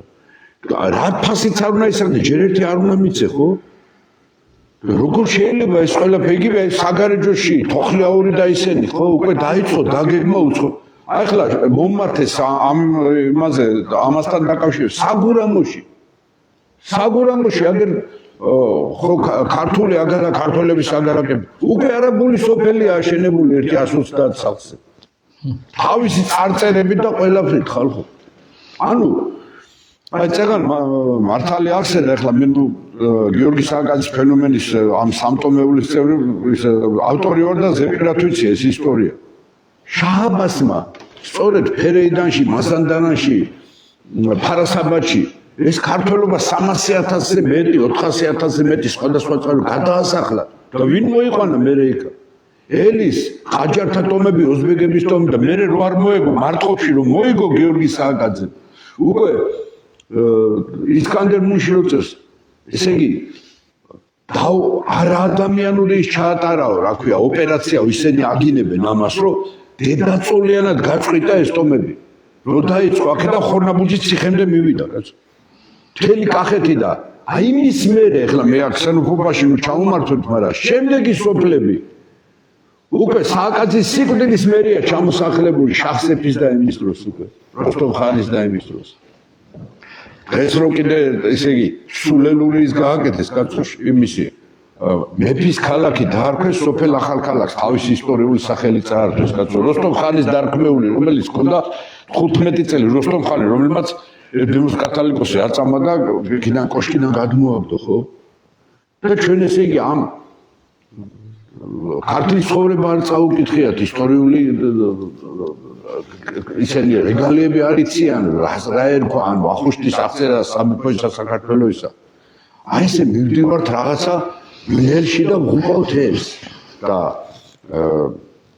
ისევ მინდა დაუბრუნდე ამ იმას ეს ჩვენს გარშემო ეგრეთ წოდებული ინვესტიციებით აი რომ მოვიძიოთ ეხლა მაღალი პროფესიონალია ბატონი კახა სამართლებრივად რომ მოვიძიოთ ხო ეკონომიკის სამინისტროს ყველგან ინვესტიცია წერი გამგზავრება ხო ჯუგანიც ბაზალეთის ტბის გარშემო სოფლებით საერთოდ რა ინვესტიცია ესე გიჩვენებს ოფიციალურად აძლევ ამ მიწას ვიღაცა ალაჰურა ვიღაცას და ის აშენებს არაბულ სოფელს და მე თვითონ შევხვდი ამათ იმათ რა ქვია და ინვე რა არის ინვესტიცია და ეხლა სასამართლოს მაგით უგებ დამისაბუთეთ რის ინვესტიცია ის რომ არაბულ სოფელს აშენებს ის $54,000 რო გაყიდეთ წარმოებას რო აშენებდეს კიდე ხო ამის შიში მაქვს მეც რომ იქ ნახე რა შენდება მარტო სოფლები და ქალაქები თქვენი თქმის არ იყოს არაბმა წარმოთქვა ხო ეს ყველაფერი რომ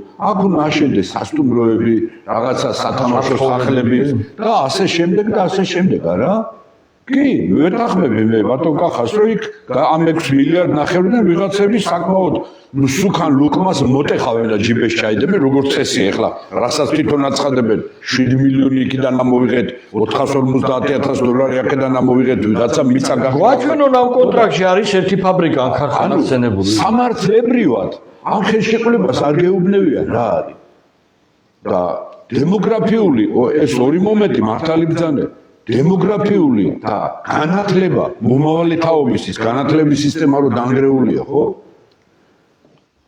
ამის გამოსწორება როგორი ეროვნული ხელისუფლებაც არ უნდა მოვიდეს ნახევარწელში და ერთ წელიწადში 10 წლეულები ჭირდება ამას ყველაფერს და პირიქით ესე იგი ასამარებს ქართველებს ეს ხელისუფლება ასამარებს აი ეს არის პირდაპირ იმიტომ მე როგორც პოეტმა კაცო როგორ შეიძლება ამან არ შემზაროს ხალხო მე ხო უყურებ არა იგივე გპ-ის ტექნიკურ უნივერსიტეტში კონტინგენტს სტუდენტებისა როგორ შეიცვალა ის რა რუსული ჯგუფები რო დავხურეთ თქვათ ამითი რამე შევცვალეთ სამაგეროდ შეხედეთ სადამ მთელი აზია იქ არის ხო მარტო გპ-ზე არ ვიცახ სამედიცინო ინსტიტუტი უნივერსიტეტი ნახეთ და სხვა უნივერსიტეტები ეს რას ნიშნავს ეს იმას ნიშნავს რომ ხვალზე ფაქტიურად ერის ყოფნა არ ყოფნა დადგება აი ეხლა 50-50-ზე ხალხი გამოდის ტელევიზიები ახსენ ეს ტელევიზიები არიან ჩვეულებრივი მოღალატეები ტელემეძავები არიან გეუბნები კაცო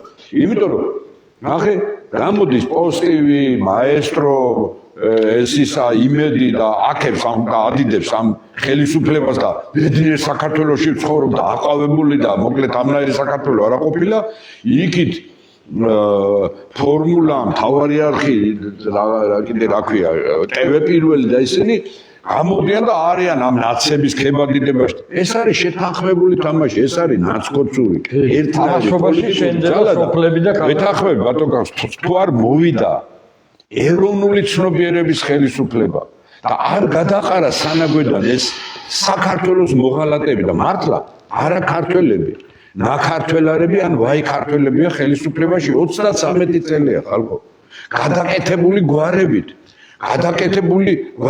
და გენეტიკა თავისას ამბობს კაცო და ნახეთ რა ხდება თქვენ გონიათ ინტელექტუალურ სფეროში ნაკლები ხდება მეცნებაში ნაკლები მოსწეს მეცნება რატო ახლა იმ დღეს ვილაპარაკე კაცო გიორგი სააკაძე ეს გმირი რომელსაც მთელი თავისი ოჯახი, თავისი უსაყვარლესი შვილები შეწირა სამშობლოს. თუმე მოღალატეა და შადმე ბარათაშვილი ყოფილა გმირი. და ლუარსაბ მეფე შაჰბას მოგდინება კერძდომია, საპატიო ტყვეთ უნდა რომ ყოფნოდა. აი ამ იდიოტიზმამდე დავდივართ და მე-9 კლასის ისტორიის სახელმწიფოში ასწავლიეთ ხალხო. გესმით რა ხდება? აი აქამდე დავიდა ეროვნული ცნობიერება რაღაცა უკვე ისეთ სიტუაციაშია ქართველი ერის მომავალი რომ მე მზარავს და მე ვიყვის რომ განგაში ზარებს არ რისხავს ეკლესია იმიტომ რომ ჩვენ ესეთი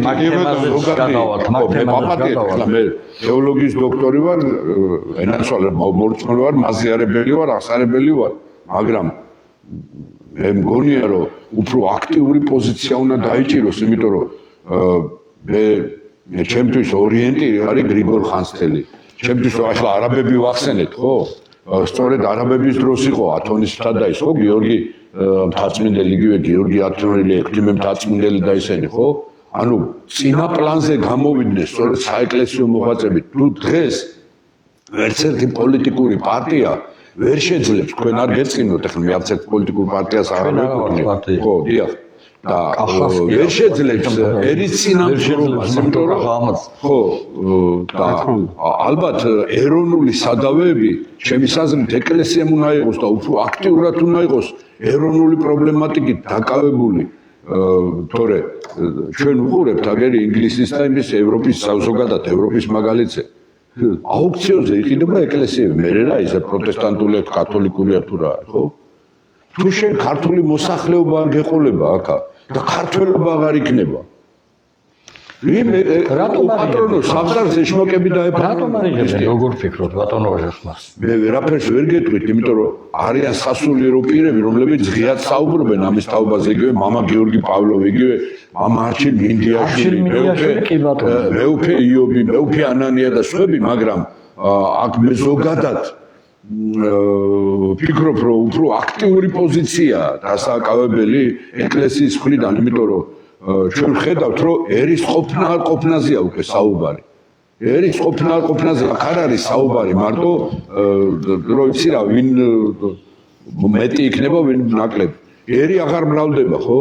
ხელისუფლება არის ანტიქართული. ყოველი მისი ნაბიჯი, მით უმეტეს აეხლა დაწყებული 2003 წლიდან სააკაშვილის რეჟიმიდან დაწყებული, ივანიშვილის რეჟიმით დამთავრებული, აი ეს რამდენი წელია, 21 წელია თუ რაც არის, თუ 22 წელია, ფაქტიურად არის ანტიქართული ხელისუფლების ჯირითი საქართველოში.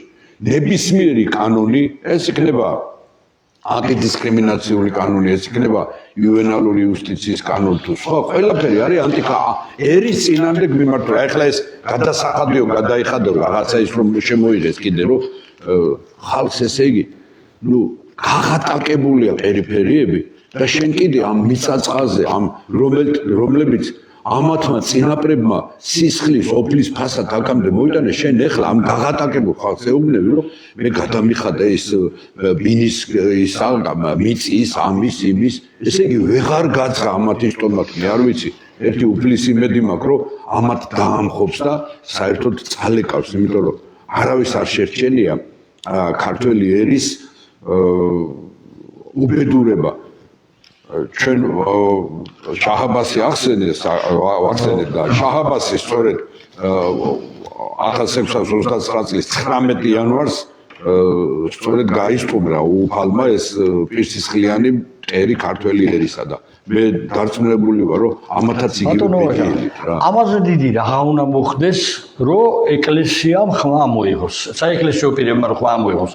ეხლა მე პირდაპირ ვიტყვი, რომ საპატრიარქოში წმენა არის მკვდარი, თუ უნდათ ეწყინოთ, რაც უნდა ის განვ. წმენა არის მკვდარი. საპატრიარქო და როდესაც ჩვენ გამოასვენებ მაუახლებელი შევარდნაძეს რომ დაასვენებ სამებაში და ჯაბაიოსელიანს და იმათ, იქ საერთოდ წმენაზე ლაპარაკი ზედმეტია. როგორ შეიძლება სულიწმინდა გადმოვიდეს კაკების წევრებზე? კგბ-ს წევრ ოფიციალურ წევრებზე შეიძლება სულიწმინდა გადმოვიდეს კაცო. ამას არა კი ბატონო, მაგრამ ნახეთ არა ბატონო ნახეთ ყველა იცი რა ოჯახის სიწმინდის დღეს ერთი წამით ქრისტე ყველასთვის ლოცულობდა, მათ შორის იუდასთვისაც. ასე მოუყურებთ ჩვენ რომ იცი რა ყველასთვის ლოცულობდა, ცოდვიანისთვისაც და უცოდველისთვისაც. ეკლესიის ეს პოზიცია აბსოლუტურად გასაგებია ჩემთვის. განჯა არ არის ეს მე რასაც ვაუ, მაგრამ განჯა ფიზიკური მოქმედებაა. ეს იმასთან შედარებით, ვინ გამოასვენეს და ვისად დაკრძალეს, რა თქმა უნდა, არ ვეთანხმები ასე, მაგრამ ეს იმასთან შედარებით, რა დიდი პრობლემის წინაშეც დღეს ვართ საქართველო რა დიდი ბოროტების წინაშეც ვარ მე ამ კუთხით ვამბობ რომ ერის დაღუპვისათვის გასაგებია და არის აქტიური პოზიციის გასაგებია და ბატონო ვაჟა ოჯახის სიწმინდის დღეს გამოდის მესაყდრეშიო და თქვენ იცით რომ ქვეყანაში შობადობას გადაასწრო გარდაცვალებამ და ამის მიზეზად აი ამ დემოგრაფიულ პრობლემაზე გამოდის და საუბრობს და ამბობს რომ იმას კი არ ამბობს რომ ქვეყნიდან ყოველწლიურად 200-250,000 ქართველი გარბის და უცხოელები შემოდიან უკონტროლოდ. ამაზე არიგებს მას იმიტომ რომ არ ეწყინოს ხელისუფლებას და აქცენტს აკეთებს რაზე 40,000 აბორტი გაკეთდაო ერთი წლის განმავლობაში. ტყუილი, აბსოლუტური ტყუილი. ეს საჯარო რეესტრის მონაცემებს ამოგიღებთ ოფიციალურ წერილად 14,000 გაკეთდა. საიდან მოიტანა 40,000 და თურმე გადააბრალა ყველაფერი აბორტებს და დანარჩენი ყველაფერი წესრიგშია. აი აქედან მოდის ბოდიში და თაღლითობა. შეკრულები არიან. თუ იქ რწმენა, იქ რომ რწმენა იყოს, ხო, პირადი კეთილდღეობისთვის კი არ იქნებოდნენ, რა ქვია, $120,000 ჯიპებით რომ დასეირნობენ ამ მშიერ ქვეყანაში და ბავშვები მშივრები იძინებენ. როდის არ ღმერთი საუფრო უნდა ეშინოდეთ თუ ხელისუფლებისა ბოლოს და ბოლოს ხმა აღარ ამოვიღოთ კაცო. მერე იტყვიან, აი ლანძღავ, ეს არ არის ლანძღვა, ეს არის მხილება. და ქრისტეს ცხოვრებაც მხილება იყო. ლანძღვა არის, როდესაც ვაგინებ და მე არასოდეს არ მიყვარს გინება და უკულტურო გამოხდომები. არა, მე ესა, რა ქვია, დაათო ვერ დაგეთანხმები, იმიტომ რომ მეუფეშიოს განცხადებას უსმინეთ აბსოლუტურად ამოვიღებ და გაჩვენებ მოგასწრებით. ძალიან კარგი ვეთანხმები მეუფეშიოს განცხადებას მე. დიახ 14,000 ოფიციალურად არის, ოფიციალურად ეს არის რეგისტრირებული, როდესაც სამშობიარო სახლი იქნება თუ სამედიცინო კლინიკა მიდის ქალბატონი და ოფიციალურად წეს რომ აბორტი გაიკეთოს, მაგრამ მაგის გარდა ჩვენ ხო ვიცით რომ რამდენი ეგრეთ წოდებული ლევი აბორტები კეთდება. გავიგე, მაგრამ იმ 250,000-ზე რატომ გარბის? მომისმინე იმ 14,000-დან სამჯერ მეტია და შეიძლება 40,000-ზე მეტია ეს აბორტი. და აბორტი რა მოიღეს ის მონაცემები უმეტესად მოდის ეს ეროვნებით ქართველ მოქალაქეებზე. აი ამაშია საქმე და გულის ტკივილით იმიტომ თქვა რომ ეს პრობლემა არსებობს. გავიგე, მაგრამ ხომ უნდა შეხებოდა იმასაც რომ ხალხი მუდმივად გარბის ქვეყნიდან. მთელი ახალგაზრდობა. მომისმინე. შეეხება საპატრიარქოს ერთი წამით, იმიტომ რომ მე მიმყავს ციკლი გაყიდული იყიდება საქართველოს. ეს გადაცემა იწყება სწორედ საპატრიარქოს პოზიციით, როდესაც ჩვენი უწმინდესი და უნეტარესი ილია მეორე გამოდის და იწყება მისი ქადაგება, არავის არ აქვს უფლება, არც პრეზიდენტს, არც მეფეს, არც პარლამენტარს, არც მინისტრს გაყიდოს ღვთისმშობლის წილხვედრი ქართული მიწა. და მე არის მთელი ქადაგება პატრიარქისა. ამის თაობაზე მთელი ქადაგება ქონდა მეუფეშიოს, ამიტომაც როცა ვსაუბრობთ ჩვენ რაღაცა აი კონკრეტულ იმაზე, უნდა გავითვალისწინოთ რა ჩვენ ამ ლოკალური ის საკითხი რაც ბრძანა მეუფეშიომ აბსოლუტურად მართალი იყო, იმიტომ რომ სამჯერ მეტია, 40,000 კი არა, 50,000-ზე მეტიც არის აბორტი. მე არ მინდა ეხლა ექიმების და კლინიკების დემოგრაფიის გაუბედურების წილი მარტო იმაზე მოდის აბორტზე გასო? არა, ბატონო ხოდა ხოდა ესაუბრა, მაგრამ ის თქვენ ახლა ლოკალურად ეს გადაცემა გაქვთ ნანახი და მეუფეშიოს ქადაგება სწორედ ამ მიგრაციასთან დაკავშირებით მე მოსმენილი მაქვს დიდ სამებაში. სადაც ყველას მოუწოდებს რომ ნუ წავლენ და ნუ დატოვებენ თავის მიწას. იგივე პატრიარქის ქადაგება, რომ ყველამ თავის მიწას მოუვაროს, რომ დათესოს. ბატონო ვაჟა, როგორ არ გაიქცეს, როცა ზოგი საპატრიარქომ რა ქნას? არა, როგორ რა უნდა ქნას? არა, რომ ამბობთ მოწოდება საპატრიარქო ძალიან დიდი ძალა აქვს და მთავრობაზე უნდა მოახდინოს ზეწოლა. აი ეგ სამბავია, მე ვამბობ რომ აქტიურად უნდა გამოვიდეს. მაგას ვამბობ, მთავრობის სახელმწიფო პოლიტიკის წინამდეგ, რომელიც არის დღეს. რა თქმა უნდა, მაგას ვამბობ მე. რასაც პირდაპირ ამბობს მაგალითად მამა გიორგი პავლოვი, რასაც პირდაპირ ამბობს მამა არჩილ მინდიაშვილი საუბრობს, კი ბატონო. აი ხო და არიან სასულიერო პირები, რომლებიც ღიად საუბრობენ ამ თემაზე. ასევე მეუფეებიც არიან, რომლებიც ღიად საუბრობენ ამ თემაზე. ამიტომაც ახლა დღეს ამოიღო ხმა ჯანდელიანმა მგონი ამაზე როგორც იქნა ამ არაბულ ინვესტიციაზე. იცი რა ჩვენ ვისაუბროთ ნუ კარგია ვინც ამოიღებს ხმას მივესალმები მაგრამ ხო არიდებ ჩვენ ვისაუბროთ იმ მტერზე რომელიც გვიზის მთავრობაში არა ქართულ მტერზე ცნობიერებითაც და გენეტიკით ყველა ვინც შეეგუება ასრულებენ დავალებას ყველა ვინც შეეგუება საქართველოს დასამარებას და ჩუმად იქნება ყველა არის საქართველოს მტერი დიდი და პატარა ესეა არა რა თქმა უნდა მაგრამ აქ უმთავრესი მტერი არის ხელისუფლება მოდით აი ერთ თემას შევეხოთ აი ეს თვითმმართველობა საერთოდ არსებობს ხა აი მე მაგალითად მიმაჩნია რომ თლიანად ამ თვითმმართველობაში აი ავიღოთ კასპის რაიონი ხო ამ ხელა ამბები რო ხდება რომ ჩამოთვალა ბატონო ეს რომ თლიანად ეკუთვნოდეს თვითმმართველობას მიწის ზედა მიწის ქვევით ყველაფერი ეს სიმდიდრეები და უადო საკუთრებაში იყოს მე ეკონომიკის სამინისტრო ხო ვეღარ იმას იზავს კი ბატონო ძალიან საინტერესო შეკითხვაა ეგა ახლა თვითმმართველობის არჩევნები იყო წელს და მაგ პროცესში არაერთხელ გავაკეთე ეგ განცხადება თბილისის გარდა შეიძლება ნაწილობრივ ბათუმი იყოს კიდე გამონაკლისი არანაირი თვითმმართველობა ქაღალდზეც კი არ არსებობს ჩვენ გვყავს არა ქალაქის მერები გვყავს კანალიზაციის უფროსები ზოგს ურჩილის ეს მაგრამ კანალიზაციის გარდა ჩვენს მუნიციპალიტეტის მერიებს არაფერი არ ექვემდებარება არც მუნიციპალიტეტის ქონება არც მიწა, არც პოლიცია, არაფერი საერთოდ ბიუჯეტის არ აქვს და ჩვენი თვითმმართველობები ისე და ისე თბილისი და ბათუმი არის გამონაკლისი. არსებობს ცენტრალური ბიუჯეტიდან გაუგზავნიან რაღაცა X თანხას დავუშვათ 5 მილიონ ლარს, როგორ თან მიყვება ამას ბიუჯეტიც რომ ამ 5 მილიონიდან აი ამდენი აქვს და ჩარიცხვა ამდენი ანუ თვითმმართველობის არსი რაც არის რომ აწერილია თავიდან გაუგზავნიან. შესაბამისად რატომ მე რომ არის ჩვენ ყავს არა ქუთაისის მერი, არამედ ქუთაისის კანალიზაციის უფროსები ისეთი რატო? ერთადერთი რაც შეუძლია და ვინ შეუძლია დანიშნოს არის კეთილმოწყობისა და კანალიზაციის სამსახურის უფროსი და მაგ საკითხებში აქვს დამოუკიდებლობა. მეტი არ ჯანდაცვა არაფერი აბსოლუტურად მათ კომპეტენციაში არ შედის. ეს ზოგადადაც პრობლემა არის, თავი რომ დავანებოთ ახლა იმ კონკრეტულ საკითხს, რასაც თქვენ საუბრობთ და ცოტათი ეგეც არის როგორ გითხრათ, აი ტრაგიკომიკური ამბავი, რომ დააპყრობილ საქართველოში მეფის რუსეთის დროს არსებობდა ბევრად ძლიერი თვითმმართველობა, ვიდრე დამოუკიდებელ საქართველოში. პარადოქსია, მაგრამ ცნობილი უტუმიქავას აჯანყება, ვისაც ნუ ყველას გაგვიგია ალბათ, უტუ რო გადაასახლეს ციმბირში, იქიდან რომ დაბრუნდა, აირჩიეს სოფლის მამასახლისად. დღეს ახლა ადამიანს რომ გააციმბირებენ და ციხეში ჩასვავენ კი არა და გიხედავთ 64-დან 74 მუნიციპალიტეტში არჩევნები მოიგო სოფლის სტატუსი არ არსებობს. არ არსებობს სოფლის სტატუსი აბსოლუტურად. ეხლა რაც შეეხება თვითონ ამ კონტექსტში ეხლა არის თუ არა გამოსავალი აი ეგ ფორმა. გამოსავალი არის აბსოლუტურად გეთანხმებით. მე ხა კახეთში ვიყავი რამოდენიმე დღის წინ იქაც ადგილობრივებს ხოვნით და ისე ვაპირებთ უკვე ტელეკამერებთან ერთად ჩასვლას. არის ერთი დიდი პრობლემა კიდეც საქართველოში. ბატონმა ვაჟამ ამას ნაწილობრივ გავკვირთ ახსენა საძოვრებს უყიდიან სოფლებს.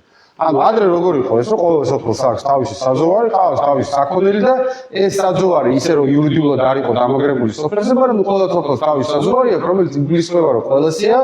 ეხლა გამოაცხადა დაუწერელი კანონებით დაუწერელი კანონებით იყო ამას არ დაჭირვებია არც ბაგრატიონების დროს, არც მეფის რუსეთის დროს, არც საბჭოთა კავშირის დროს და არც მიშას დროს და არ შევადრეს დროს დაწერა. ეხლა ივანიშვილის რეჟიმმა გამოაცხადა რომ საძოვარი თურმე არის ჩვეულებრივი პროდუქტი, რომელსაც უნდა გადაიხადოს გლეხვა ფული. ანუ ორი ძროხა რო ყავს, ის ძროხა რო გავა საძოვარზე ფული უნდა გადაუხადოს და ამ საძოვრებს ყიდია.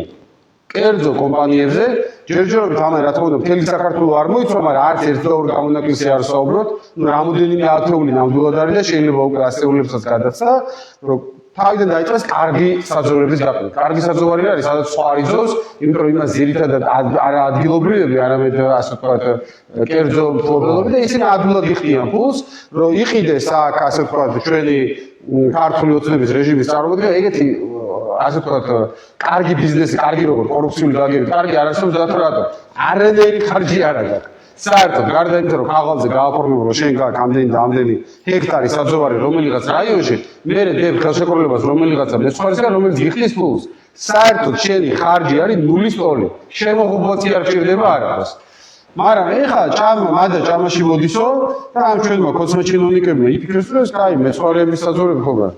მოდი ჩვეულებრივ არა მარტო მეცხვარეებს და იმას ვთქვათ, მეცხვარეები თავისთავად ცხადია უკვე ეს მდიდარი ხალხი არის. მოდი მარტო მაგაზე კი არ გავაკეთოთ ფული, რომელსაც 10,000 სვარი წვას ან 5,000 სვარი. მოდი გავაკეთოთ ფული, ეს წარმოუდგენელი ამბავი არის და კორუფცია ჩვეულებრივ სოფელში. ადგილობრივი გლეხი, რომ თავის ორ ძროხას, ანუ ეს ორი ძროხა ყოველას როგორც ყავს, რომ აგზოვებს თავისივე სოფლის საძოვარზე, მოდი ამასაც ფული გამოვარდოთ. როგორ უნდა გამოვარდოთ ფული, რომ ამ საძოვარს ყიდიან, ამას იყდის რომელიღაცა შპს, როგორც წესი ესეც ვიღაცა პრინციდან ჩასული კოცი ჩინოვნიკი და მე ეს კოცი ჩინოვნიკი ამას ვერ ჩემი კერძო საკუთრება, მე ხო იცი ხოლმე ეს როგორც ბანკები რომ მირჩევენ ხოლმე საქმეს ამ მოვალეების გამოსახულების დროს. მე ჩვენი კერძო საკუთრებაა, ეხლა ძმა ეს შპს ამაზე შპს კოცის საკუთრება არის და შენ ძროხას რო აძოვებ, აქ ფული უნდა გადაიხადო. ეს წარმოუდგენელი კორუფცია არ დამაიბი ხანდახან მესმის ხოლმე კარგად სტალინის და ბერიას რომ დაიჭირო ჩაალყო ციხეში ვინც აი ესეთ კორუფციულ სქემებს აკეთებს ყველა ადამიანი.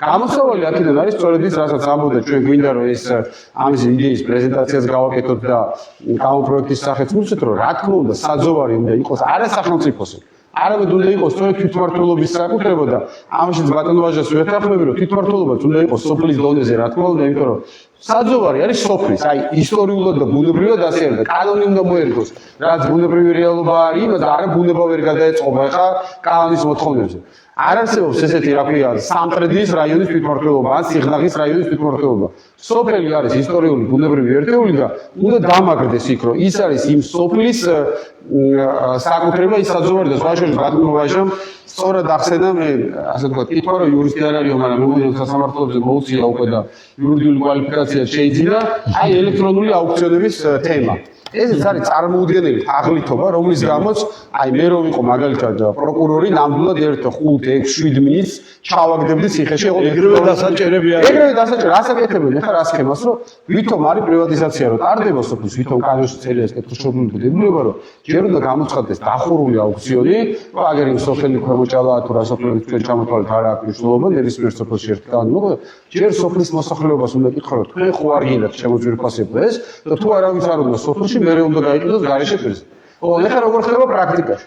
არის რაღაცა საიტი ინტერნეტში, იმ ინტერნეტში იდება განცხადება ერთი თვე, რა თქმა უნდა, იმ ერთის ნაწილზე არავინ იქ გაყიდოს სოფელ ქვემოჭალიდან. ესე იგი, სოფელ ქვემოჭალაში თურმე ადამიანი რო ძროხას მოდენის სახში, რომ მოწველის და ყველს ამოიყვანს, მე იმ ბებომ თუ ბაბომ უნდა შევიდეს იმის რა ქვია იოქშენჯეზე საიტზე და უნდა შეამოწმოს იქ ლოტები, რომ აიდე ეკონომიკის სამინისტროს ჩემი მიწის გაყიდვა ხო არ უნდა. გესმით თქვენ ეხლა აი ჩვეულებრივი თაღლითები არიან ციხეში ჩასალყობი, თაღლითები არიან მთელი კოც. რატო შემამაცხონებულო 5 დეპუტატი რო ყავს იმ სოფელს და 500 ლარს რო იღებს ხელფას და გამგებელი რო ყავს და რა ვერ ჩავა და ვერ ეტყვის ის ვირიშვილი იმ სოფლის მოსახლეობას რომ აგერ სოფლის ტერიტორიაზე 400 გექტარი რო არის გასაყიდი არის და თქვენ იყიდეთო? არა, იქ ხო შეიძლება ვიღაცას მოუნდეს. შეიძლება იმ სოფლიდან ბოლო-ბოლო ვიღაცა ფული აინც იყოს ან თბილისში წამოსული ან საზღვარგარეთ ცოტა ჯიბეში ფული რო უჭოვებს და შეიძლება მართლა იყიდოს. არა, უნდა დადო იოუქშენჯეზე იქაც რო შეყავთ ისეთი რაღაცა უნდა ლოტი ნომერი 122-54 ხო არ გონია რომ გასაგებად წერია რაიმე და იქ რო რა აი ეტიშნიკი უნდა იყო რომ გაარკვევი იქ აბარა ეს არის წარმოუდგენელი თაღლითობა რომ აი ბატონო ვაჟა ეხა ან მე ყველა რაიონია იქ მარტო კასპიკი არ არის ოზურგეთია თეთრი წყაროა ის არის შემოჭრა იურისპრუდენციის სფეროში მეც ლიტერატურის სფეროში გადავიდა ის ნობელი ნიკოლოზ ტიფაინძის იყიდება საქართველოს აი ეგ ხდება დღეს საქართველოში როცა დაიწერა ინგოს ნამდვილად აკეთებოდა საქართველოს ეგეთი მასშტაბებით ეს რა ვიცი ნებისმიერი ისტორიკოსი ამას დაამოწევს აი დღევანდელ დღეზე არის მოწყობილი ეს რომ იყიდება საქართველოს იყიდება საქართველოს ესეც და შენ თქვი მე მგონი ყველაზე მძიმე ფორმა რაც არის მიწის გაყიდვა იმიტომ ეგ ცალკე უბედურება იყო რომ შევარდაძემ ხედრიოდმა ჩვენი სამრეწველო პოტენციალი რომ გაყიდეს და ნარკოტიკებში გაუშვეს ჩვენი უზარმაზარი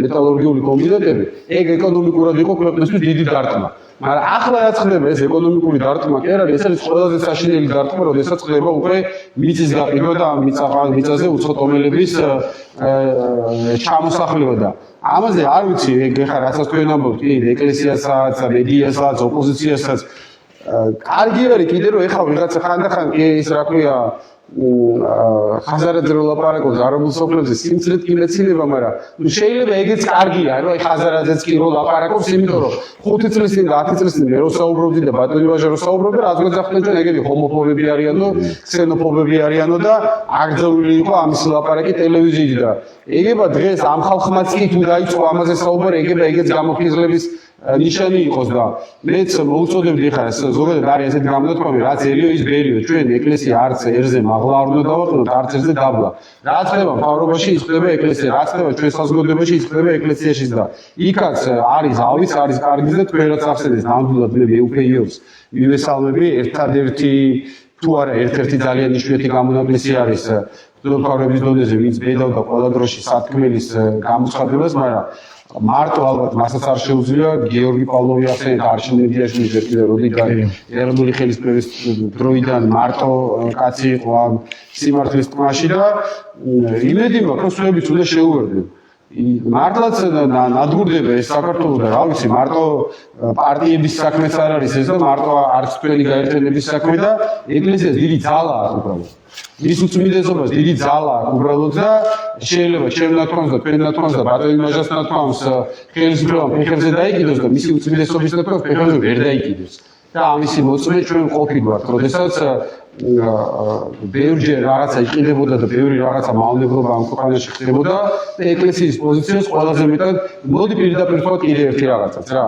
ეკლესიის პოზიციას კი არა აქვს მისი უწმინდესობის პირადად კათოლიკოს პატრიარქის პოზიციას აქვს მნიშვნელობა თორე ხა ეკლესიას და მდელფარებს რამდენი ხალხი პატრიარქებს ეს კიდე მეორე საკითხი არის და ეხა მისი უწმინდესობის ჯანმრთელობის მდგომარეობაც ყველამ ძალიან კარგად ვიცით და მე ვფიქრობ რომ აი რაღაცნაირად თუნდაც ვისაც ეს ხელისუფლება უნდა მიიტანოს პირადად პატრიარქ კათოლიკოს პატრიარქამდე ეს ინფორმაცია რომ აი მისი სიტყვა ჭირდება არ ვიცი ჩემს ერთი ორი მიდაი მაგრამ აი მისი სიტყვა თქვენ უწმინდესობა ეხა აი თქვენი სიტყვა არის საკითხი რომელმაც შეიძლება ივანიშვილს რო უკვე აღებული აქვს 6 მილიარდი და გაყიდული აქვს საქართველოს როგორც თავიდანვე მარიხუანას საკითხი გახსოვთ თქვენ მთელი საქართველოს დასმა რო უნდა და ივანიშვილს მარიხუანას და პროექტლიდა რომ 2 მილიონი შემოვა აქ თითო გექტარიდან გახსოვთ ეს ყველა მაშინ ჩაუვარდა ყოველთვის ნაცარში სწორედ კათოლიკოს პატრიარქის პოზიციის გამო მნიშვნელოვნად და მე ეხლა ვთხოვდი მის უწმინდესობას რომ თქვენი სიტყვის გარდა ამას ეხლა რა უნდა უშველოს მე არ ვიცი კარგი იქნებოდა რომ გამოვარდეს ქართული ხალხი რუსთაველის გამზერზე მაგრამ ხედავთ რომ ეს რეალობაც არ არის ამიტომაც ყველაზე რეალური ძალა შეიძლება სწორედ იყოს ის რომ ეკლესიის მეთაურმა თავისი პოზიცია გამოხატოს და მე შეიძლება ხალხის უჯაში დადგეს ამ პოზიციის დასაცავად ჩვენ მე მოკლედ გვინდა უპასუხოთ კახა ორი მნიშვნელოვანი კითხვა აქვს საზოგადოებას ერთი დაბეგრებს ეხება საქართველოში ძალიან ის არის გაუგებრობა არის ამ მასში და შეშინებულია და აფორიაქებულია ხალხი და კი ბატონო ასევე კიდევ ეხლა რომ მიიღეს კანონი რომ ორი საჯარო სამსახურში ერთდროულად არ შეიძლება განსხვავებული თემაა ეხლა ორი საჯარო სამსახურში მას კი ევროპიდან არის პირდაპირ მაგრამ ევროპის კავშირიდან გადმოღებული მაგრამ კაცო იქიდან რო გადმოგაქ ეს კანონი იმ ევროპის ქვეყნებში რამხელა ანაზღაურება აქვს ერთი ის სხვა სამსახურზე აღარც ფიქრობს და მეორე იქ როდესაც ადამიანი შემცირებაში ყვება თავისი ხელფასის 75-80%-ს 6-დან 12 თვემდე ხელფასს უხდიან რომ მანამდე ამ ადამიანმა იშოვოს სამსახური აქ გამოყარეს ხალხი ქუჩაში პირდაპირ შემცირებაში მოყვნენ აი ჩემი მეგობარმა მითხრა პარლამენტში უბრალოდ თანამდებობებზე რო არიან სამსახურებში და პირდაპირ ქუჩაში დატოვეს ესე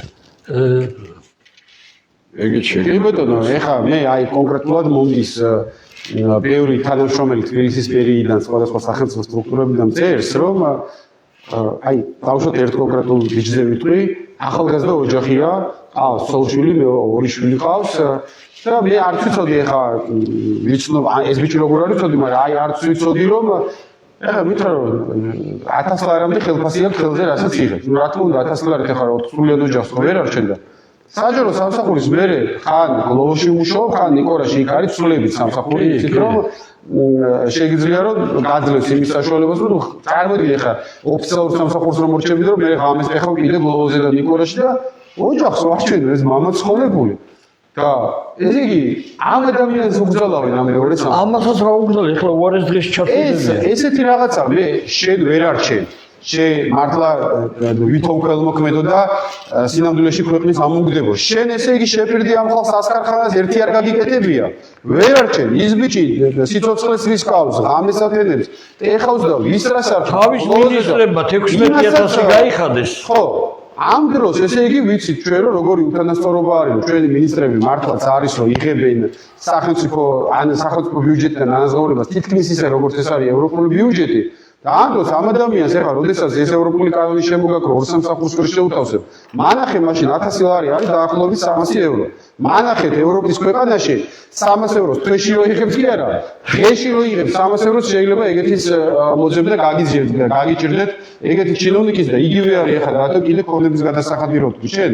ეს ქონების გადასახადი საქართველოს თავის დროზე როცა შემოღებული იქნა მაშინ 40000 ლარის ვარი იყო ისეთი რომ ზოგადად არის ქონების გადასახადი თუმცა სოფლიოში ხო საქართველოში ეს შემოღებული იქნა იმის რომ თილად მოხდარიყო ამის იმპლემენტაცია აი როცა რაღაცა დიდარი თუ არის ახლა ადამიანი როდესაც მისთვის ქონება არის არასაცხოვრებელი სახლი არამედ რაღაცა აქტივია ხო აი მე სახლი მაქვს და აი სახლის გარდა კიდე მაქვს რაღაცა რასაც ვაქირავება რაღაცა რა ვიცი 100 გექტარი მაქვს ან 5 სახლი მაქვს 40000 ლარიდან იწყებოდა ეს გადასახადი და 40000 ლარი დღეს არის ის რომ ორ ადამიანს ოჯახში ქონდეს რა ვიცი 1200-1300 ლარი ყოველთვიური შემოსავალი ან გაჭირ არათუ მდიდარი არ არის არამედ საშუალო ფენაც არ არის ის ადამიანი შეიძლება თქვა ღატაკი არ არის და უჭმელობით არ მოკვდება მაგრამ აი ვარზე არის რომ თვითონ თემდე ოჯახი გამოკვდებოს და ამ ოჯახი ამ ადამიანს უბეგრავენ უბრალოდ სახლში რომ ცხოვრობს იმ სახლს ეს ხდება განსაკუთრებით იმ ფონზე არის ეს ცინიკური, როდესაც თქვენ გახსოვთ რომ ერთი წელი პარლამენტმა კანონი მიიღო ოფშორების შესახებ, რომ ივანიშვილს რომ დაჭირდა სანქციების შიშკში შემოეტანა ძვირფასეულობა და სურათების კოლექცია საქართველოში, რომ ის სურათების კოლექცია საქართველოში შემოტანის დროს იმპორტის გადასახადით არ დაბეგრილიყო. ანუ ამ ქვეყანაში ივანიშვილი თავისუფლეს გადასახადებიდან და ის ადამიანი, რომელიც გლოვოტი არჩენს ოჯახს, იმ ადამიანს ხედავთ ჩვენ რომ რა გადასახადებს უწესებენ და ესეც არ არის მარტო ეკონომიკური საკითხი, ესეც საბოლოო ჯამში მიდის დემოგრაფიამდე, იმიტომ რომ საბოლოო ჯამში ჩვენ ლოზუნგებით ეხლა და საქართველოს გიყვარდეთ და საქართველოს გადაშენების გზაზეა, ახალგაზრდა ოჯახები ამ ლოგიკით ვერ იმოქმედებენ.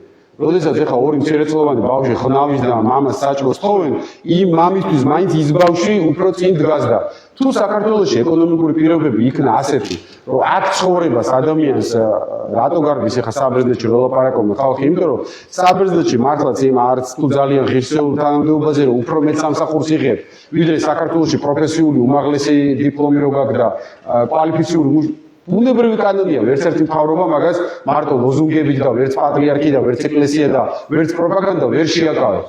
საქართველოში უნდა იყოს იმისი საშუალება, რომ ნორმალური შრომით, თუნდაც აქტიური შრომით და ინტენსიური შრომით უნდა შეგძლოს, რომ მინიმალურ დონეზე ოჯახი გამოყვებოდა. ივანიშვილის კორუფციული რეჟიმი ყველაფერს აკეთებს იმისათვის, რომ შეუძლებელი იყოს. და საქართველოში მართლაც დღეს ოჯახის შექმნის ყველაზე კარგი საშუალება არის, რომ უნდა იყოს მიბმული ჭიპლარით ამ კოდს რაღაცა ან ტენდერებს, ან გამგეობას, ან საარჩევნო მანქანას. შენი შრომით უფრო და უფრო ჭირს საქართველოში ცხოვრება. და საბერძნეთში ვიყავი სხვადასხვა რამდენიმე წლის წინ და იქაურ დიასპორასთან მქონდა რამდენიმე დღე ვიყავი და შეხვედრა და შეუძლებელი არის ეხა იქ ადამიანების ხელფასი იწყება 700 ევროდან თუ 2-3 მსახურს ითავსებენ 1000 ევროს სიძვება ხელფასი ხარ. რაც არ უნდა იმას შენ უკრავო დაუბრუნდი შენ სამშობლოს და მიმართო მოწოდებები და ეპისტოლეებით ვერ დაბრუნდება ადამიანი რომელსაც იქ 1000 евро აქვს და აქ 300 ლარი შეიძლება სახელმწიფო გაუქმდეს. ამიტომაც ის რომ ჩვენთან ადამიანებს გქონდეთ სამუშაო ადგილი და გქონდეთ ნორმალური მაინც ღირსეულზე არ არის ლაპარაკი მინიმალური ანაზღაურება ეგეც დემოგრაფიის საკითხი არის იმიტომ რომ საქართველოში მოსახლეობის ზრდაც ჩვენ ვიცით რომ ეს დაიწყო აი ხა რო საუბრობთ გასული საუკუნის 30 წლებში როდესაც დასტაბილურდა ეკონომიკური და სოციალური ვითარება ეს პირდაპირ მიბული არის ამაზე და ამის გარეშე რომ საქართველოში სამუშაო ადგილები არ იყოს შეუძლებელი იქნება ეხლა რომ მარტო ლოზუნგებით ჩვენ ის რა ქვია პროპაგანდით მოსახლეობის ზრდაზე ვისაუბროთ. აი მე ბატონო კასპის ისტორიის წიგნის ავტორი ვარ საკმაოდ დიდხანს ვემუშავე ამ წიგნზე 450 გვერდიანი წიგნია და იქ მართალი ბრძანა ახლა სტატისტიკას რო უყურებ თქვათ კასპის ჯერ ქალაქად როგორ იქცევა ცემ ქარხნის მშენებლობამ ანუ მუშახელის მოზიდვამ გაზარდა ქალაქად აქცია გასუნებრივი რომ გაიხსნა თქვა ცემ ქარხანა იქ, აგურის ქარხანა იქ, წვენების ქარხანა. აი ამ აქ წარმოებები არ არის, ესე იგი ხალხი ამთავრებს უმაღლეს საინჟინრო სასწავლებლებს და სად უნდა იმუშაოს. დახურეს ყველა აბსოლუტურად და დარია ყველაფერი. ისეთი პოლიტიკა იყო 33 წლის განმავლობაში, რომ ფაქტიურად ჩვენი ხელი დაგვანგრევინეს, ახლა ჩვენზე არ ვიძახი, დაგვანგრევინეს ჩვენი წარმოებები თურქეთში, ირანში და სხვა ქვეყნებში გავიდა ჩვენი ჯართის სახით თან. წარმოიდგინეთ უძვირფასესი ფაბრიკა ქარხნები და ამ კუთხით კი არ შემოდის ინვესტიცია, რომ რაღაცა თქვათ იგივე იხვეწება ხალხი, ხო? სოფლის მეურნეობა რატოა ჩამკვდარი? იმიტომ რომ სოფლის მეურნეობის პროდუქტებს ფასი რატო არა აქვს? ლეხი ვეღარ ამუშავებს. ადრე რო ქორვაჭარს ვეძახდით, ხო, გადამყიდველი. ის სარგებლობს ის რომ ვაშს ლეხისგან აიღებს გორში 80 თეთრად, აქ თბილისში ყიდის 3 ლარად და 5 ლარად ბატონებო და როდესაც ადგილზევე იქნებოდა ეს მიმღები პუნქტები და იგივე რძის და ხილ პროდუქტებისა ამოისუნთქა ბოსტრეულის ამოისუნთქებდა გლეხი, მაგრამ არა ბატონებო, ეს ყველაფერი არის მიმართული აი ამ ხნის განმავლობაში ქართველი ერის განადგურებისაკენ. მე ამ კუთხით უყურებ, რომ ეს არის გენოციდი ერისა.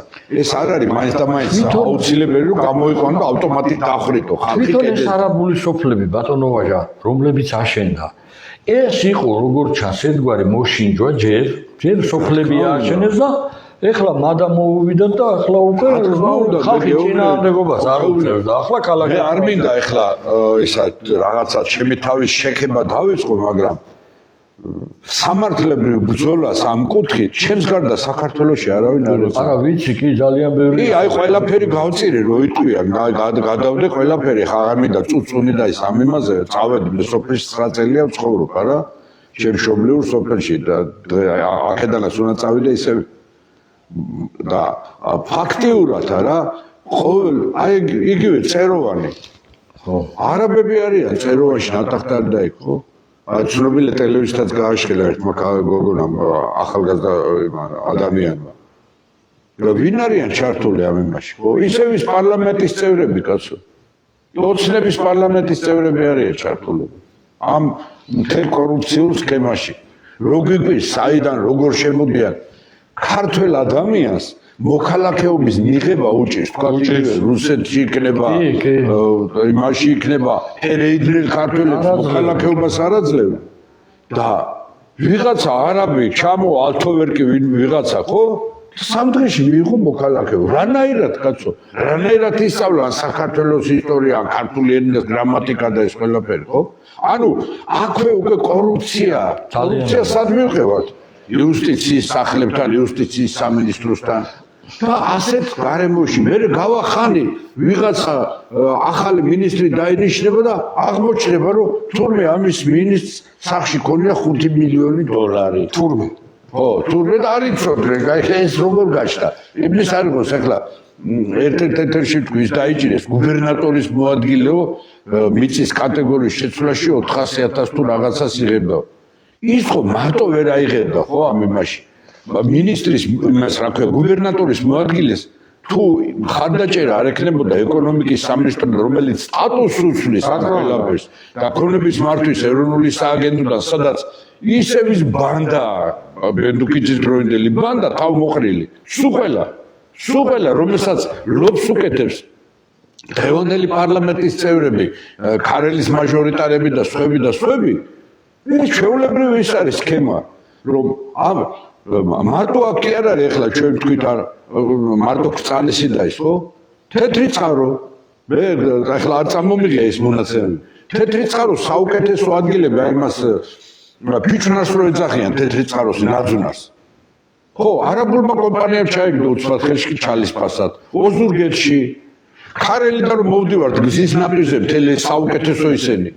სულ უცხოელების ხელშია ესენი. ხო ვახსენეთ, აქეთ მარტყოფისველი, კაცო, ისტორიული მარტყოფის ულევერასველი, გიორგი სააკაძემ რომ მოიგო ეს ისტორიული ბრძოლა. აქეთ ნახევარი ირანელებისა, იქ ცეხებდა ისინი გახსნილი ბლოკის და იმის და იქით მისი თურქებისა. აქ ლაპარაკი 1 ჰექტარზე არ არის დათო. აქ არის ასეულობით ჰექტარზე, კაცო. ასეულობით ჰექტარზე და ათასობით ჰექტარზეა ლაპარაკი.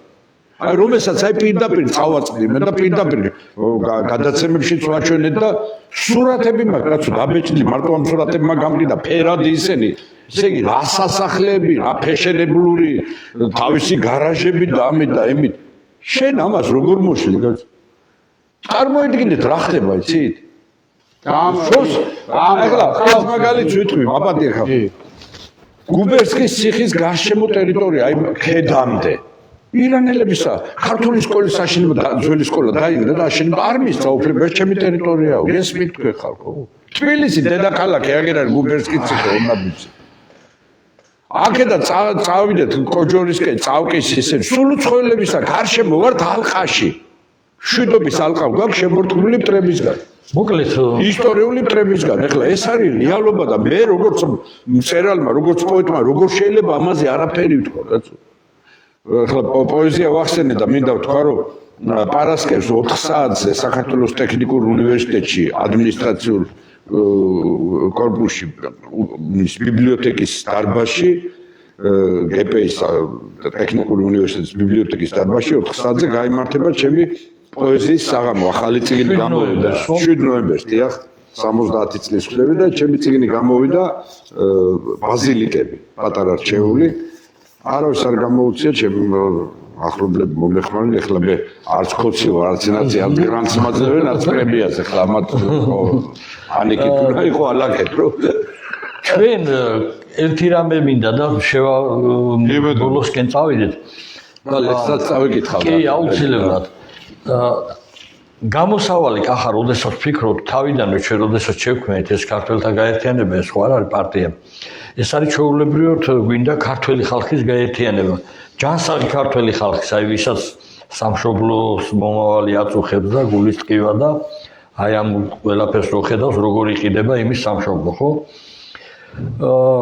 ჩვენ ვიცით რომ ეხლა პოლიტიკაში ძალაა საჭირო ძალა თუ არა გაქვს ვერაფერს ვერ გადაწყვეტავ ხო მაგრამ თუ გამოვა ხალხი 50 და 100,000 ძალა ხარ და ყველაფერსაც გააკეთებ და შეძლებ ამიტომ ჩვენი მიზანი არის აი წეგარ ვახსენე რომ 64-ვე ოლქში რომ მოიგეს ეგ საარჩევნო სისტემა რაც არის ხო ვიცით ეს ხო არ არის საარჩევნო სისტემა ეს არის აბსოლუტურად დასანგრევია ყველაფერი დასაშლელია ეს CS:GO და ოლქები ყველაფერი სისტემა მთლიანად უნდა შეიქმნას სამართლიანი და ისა აი აქ გვინდა ჩვენი მთელი ძალისხმევა როდესაც გაერთიანებას შეძლებს დიდი მასებისას გულისხმობთ რომ მის უკვე ჩვენ შეგვიძლია უკვე გაზაფხულინა სერიოზული ზეწოლები განვახორციელოთ ხელისუფლებაზე რომ მიიღოს სამართლიანი საარჩევნო კანონი და 64-ვე ოლქში ვიღაცა ის კი არ უნდა იგებდეს რა ქვია ეს ფაშისტები ეს მართლა უეროვნებო ხალხი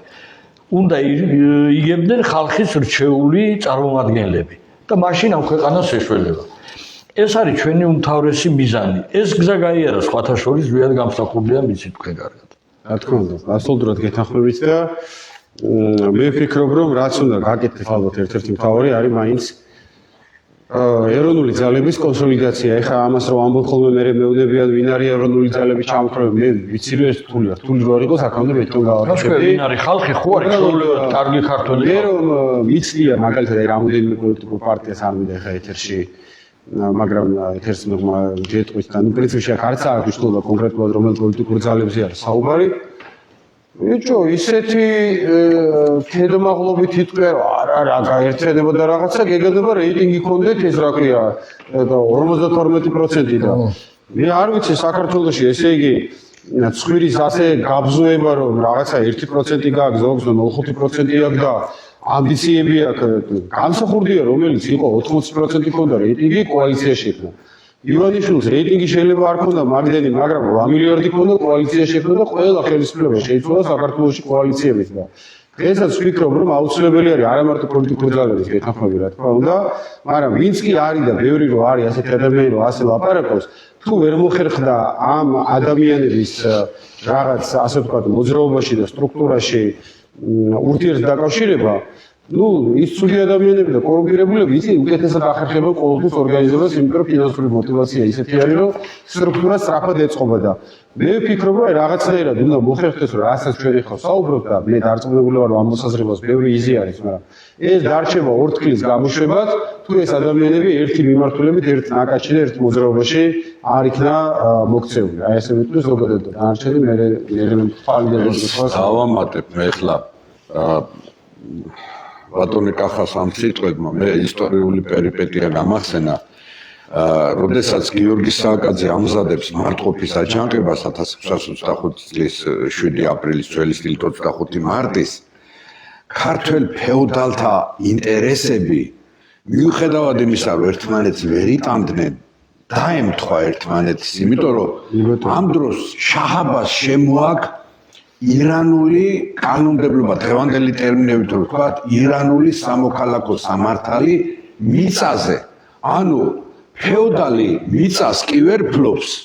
თუ შაჰაბასის ბეჭედი არა დარტყმული მას. თქვათ არის ხო სამოხრანო, თქვათ არის არაგვის ერისთავი, არის სამაჩაბლო, არის ციციშვილი, თქვათ თუ იმ მიწის თაობაზე არ არის ბეჭი, რომ ნახოთ, აი გამოცემულია ვლადიმერ ფთურიძის თარგმნილი ქართულ სპარსული სამუთები, თუ შაჰის ბეჭედი არ არტყია, იმ მიწას ვერ ფლობდა.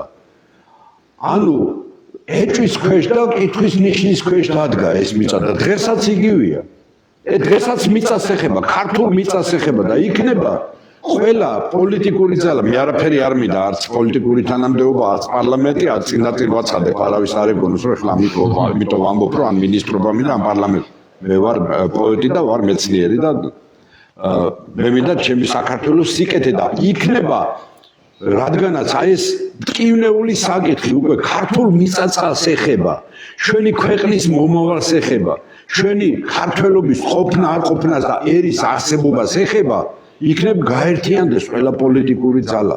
აი ამ კუთხით, რომ ეს უჯულოები მოვიშოროთ და მოვიდეს ეროვნული ძალა რაღაცა კონსენსუსზე შეთანხმდნენ. მე არ ვამბობ, არაფერს კიდე ერთხელ ვიმეორებ, არ მინდა არაფერში არც თანამდებობა, არც მონაწილეობა პოლიტიკური მასზე, მაგრამ აი ჩემი სურვილი იქნება და ნატრა იქნება, რომ რადგანაც ქართულ მიწაწყალს ეხება უკვე ყველას თვალწინ ამ უჯულო ხელისუფლების მიერ ხდება ქართული მიწაწყლის გასვრისება, გაყიდვა არაბებზე და სხვა ჯურის ხალხზე, იქნებ გაერთიანდნენ პოლიტიკური ძალები და საქართველოს გადასარჩენ ფერხულში ჩადგნენ ერთად და მხარი მხარს მისცენ.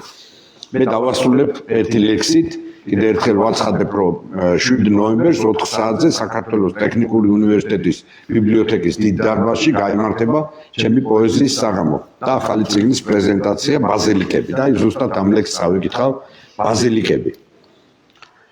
ხოი უფალო და ძალავ ჩემო განსაცდელს ცრემლი მოაგვირისტებს, ყველა იუდა ბრძენობას ჩემობს, ყრა ვეწამება ყველასთვის ქრისტე, ბაზილიკებო ქრისტეს აკვნებო, სურნელება გაქვთ ღვთისმშობლის რძისა, მამაო ჩვენო ნათლის ნაკრებო, ბეთლემს ნათქვამო თვით ღმერთის ძისა, ნეტარ არიან სიმართლისათვის, შიერ მწყურვალნი ნეტარ არიან, შენ არიდე მამულს ხიფათი, შენ დაიცავი წმინდა მარიამ, შენ დაიფარე ჩვენი ჩვილები, ერის უმანკო მარგალიტები, რომ საქართველოს არ დაელიოს ქრისტეს აკვნები ბაზილიკები. გაიხადა. ხო, რა ვიცი, ჩვენი გადაცემა ახლა დასასრულს მიუახლოვდა და კიდევ ერთხელ მინდა უთხრა ამ მოღალატე მთავრობას, რომელიც სრული არაბიზაციას და ისლამიზაციას ახდენს ქვეყანაში, ძალიან დიდი საშიშროების წინაშე ვართ, მაგრამ პირდაპირ აი კაცურ სიტყვას ვიძახით კახა. მთელი ახალგაზრდობიდან მოყოლებული ჯერ თავისუფლებისთვის ვიბრძოდი და სულ ამ რეჟიმმა მომიშხამა მთელი წუთის სოფელი, ხო და არ არსებობს ძალა, რა ძალაც გინდა გამოიყენოს, შევაკოდებით ძეთ და არ გავაკეთებინებთ. მთელ კაროებს დავდგავთ იქ და მთელი ხალხი გავეფინებით, არ გავაკეთებინებთ ამას. ეს სისხლით უნდა დაიცვას ქართველმა ერმა.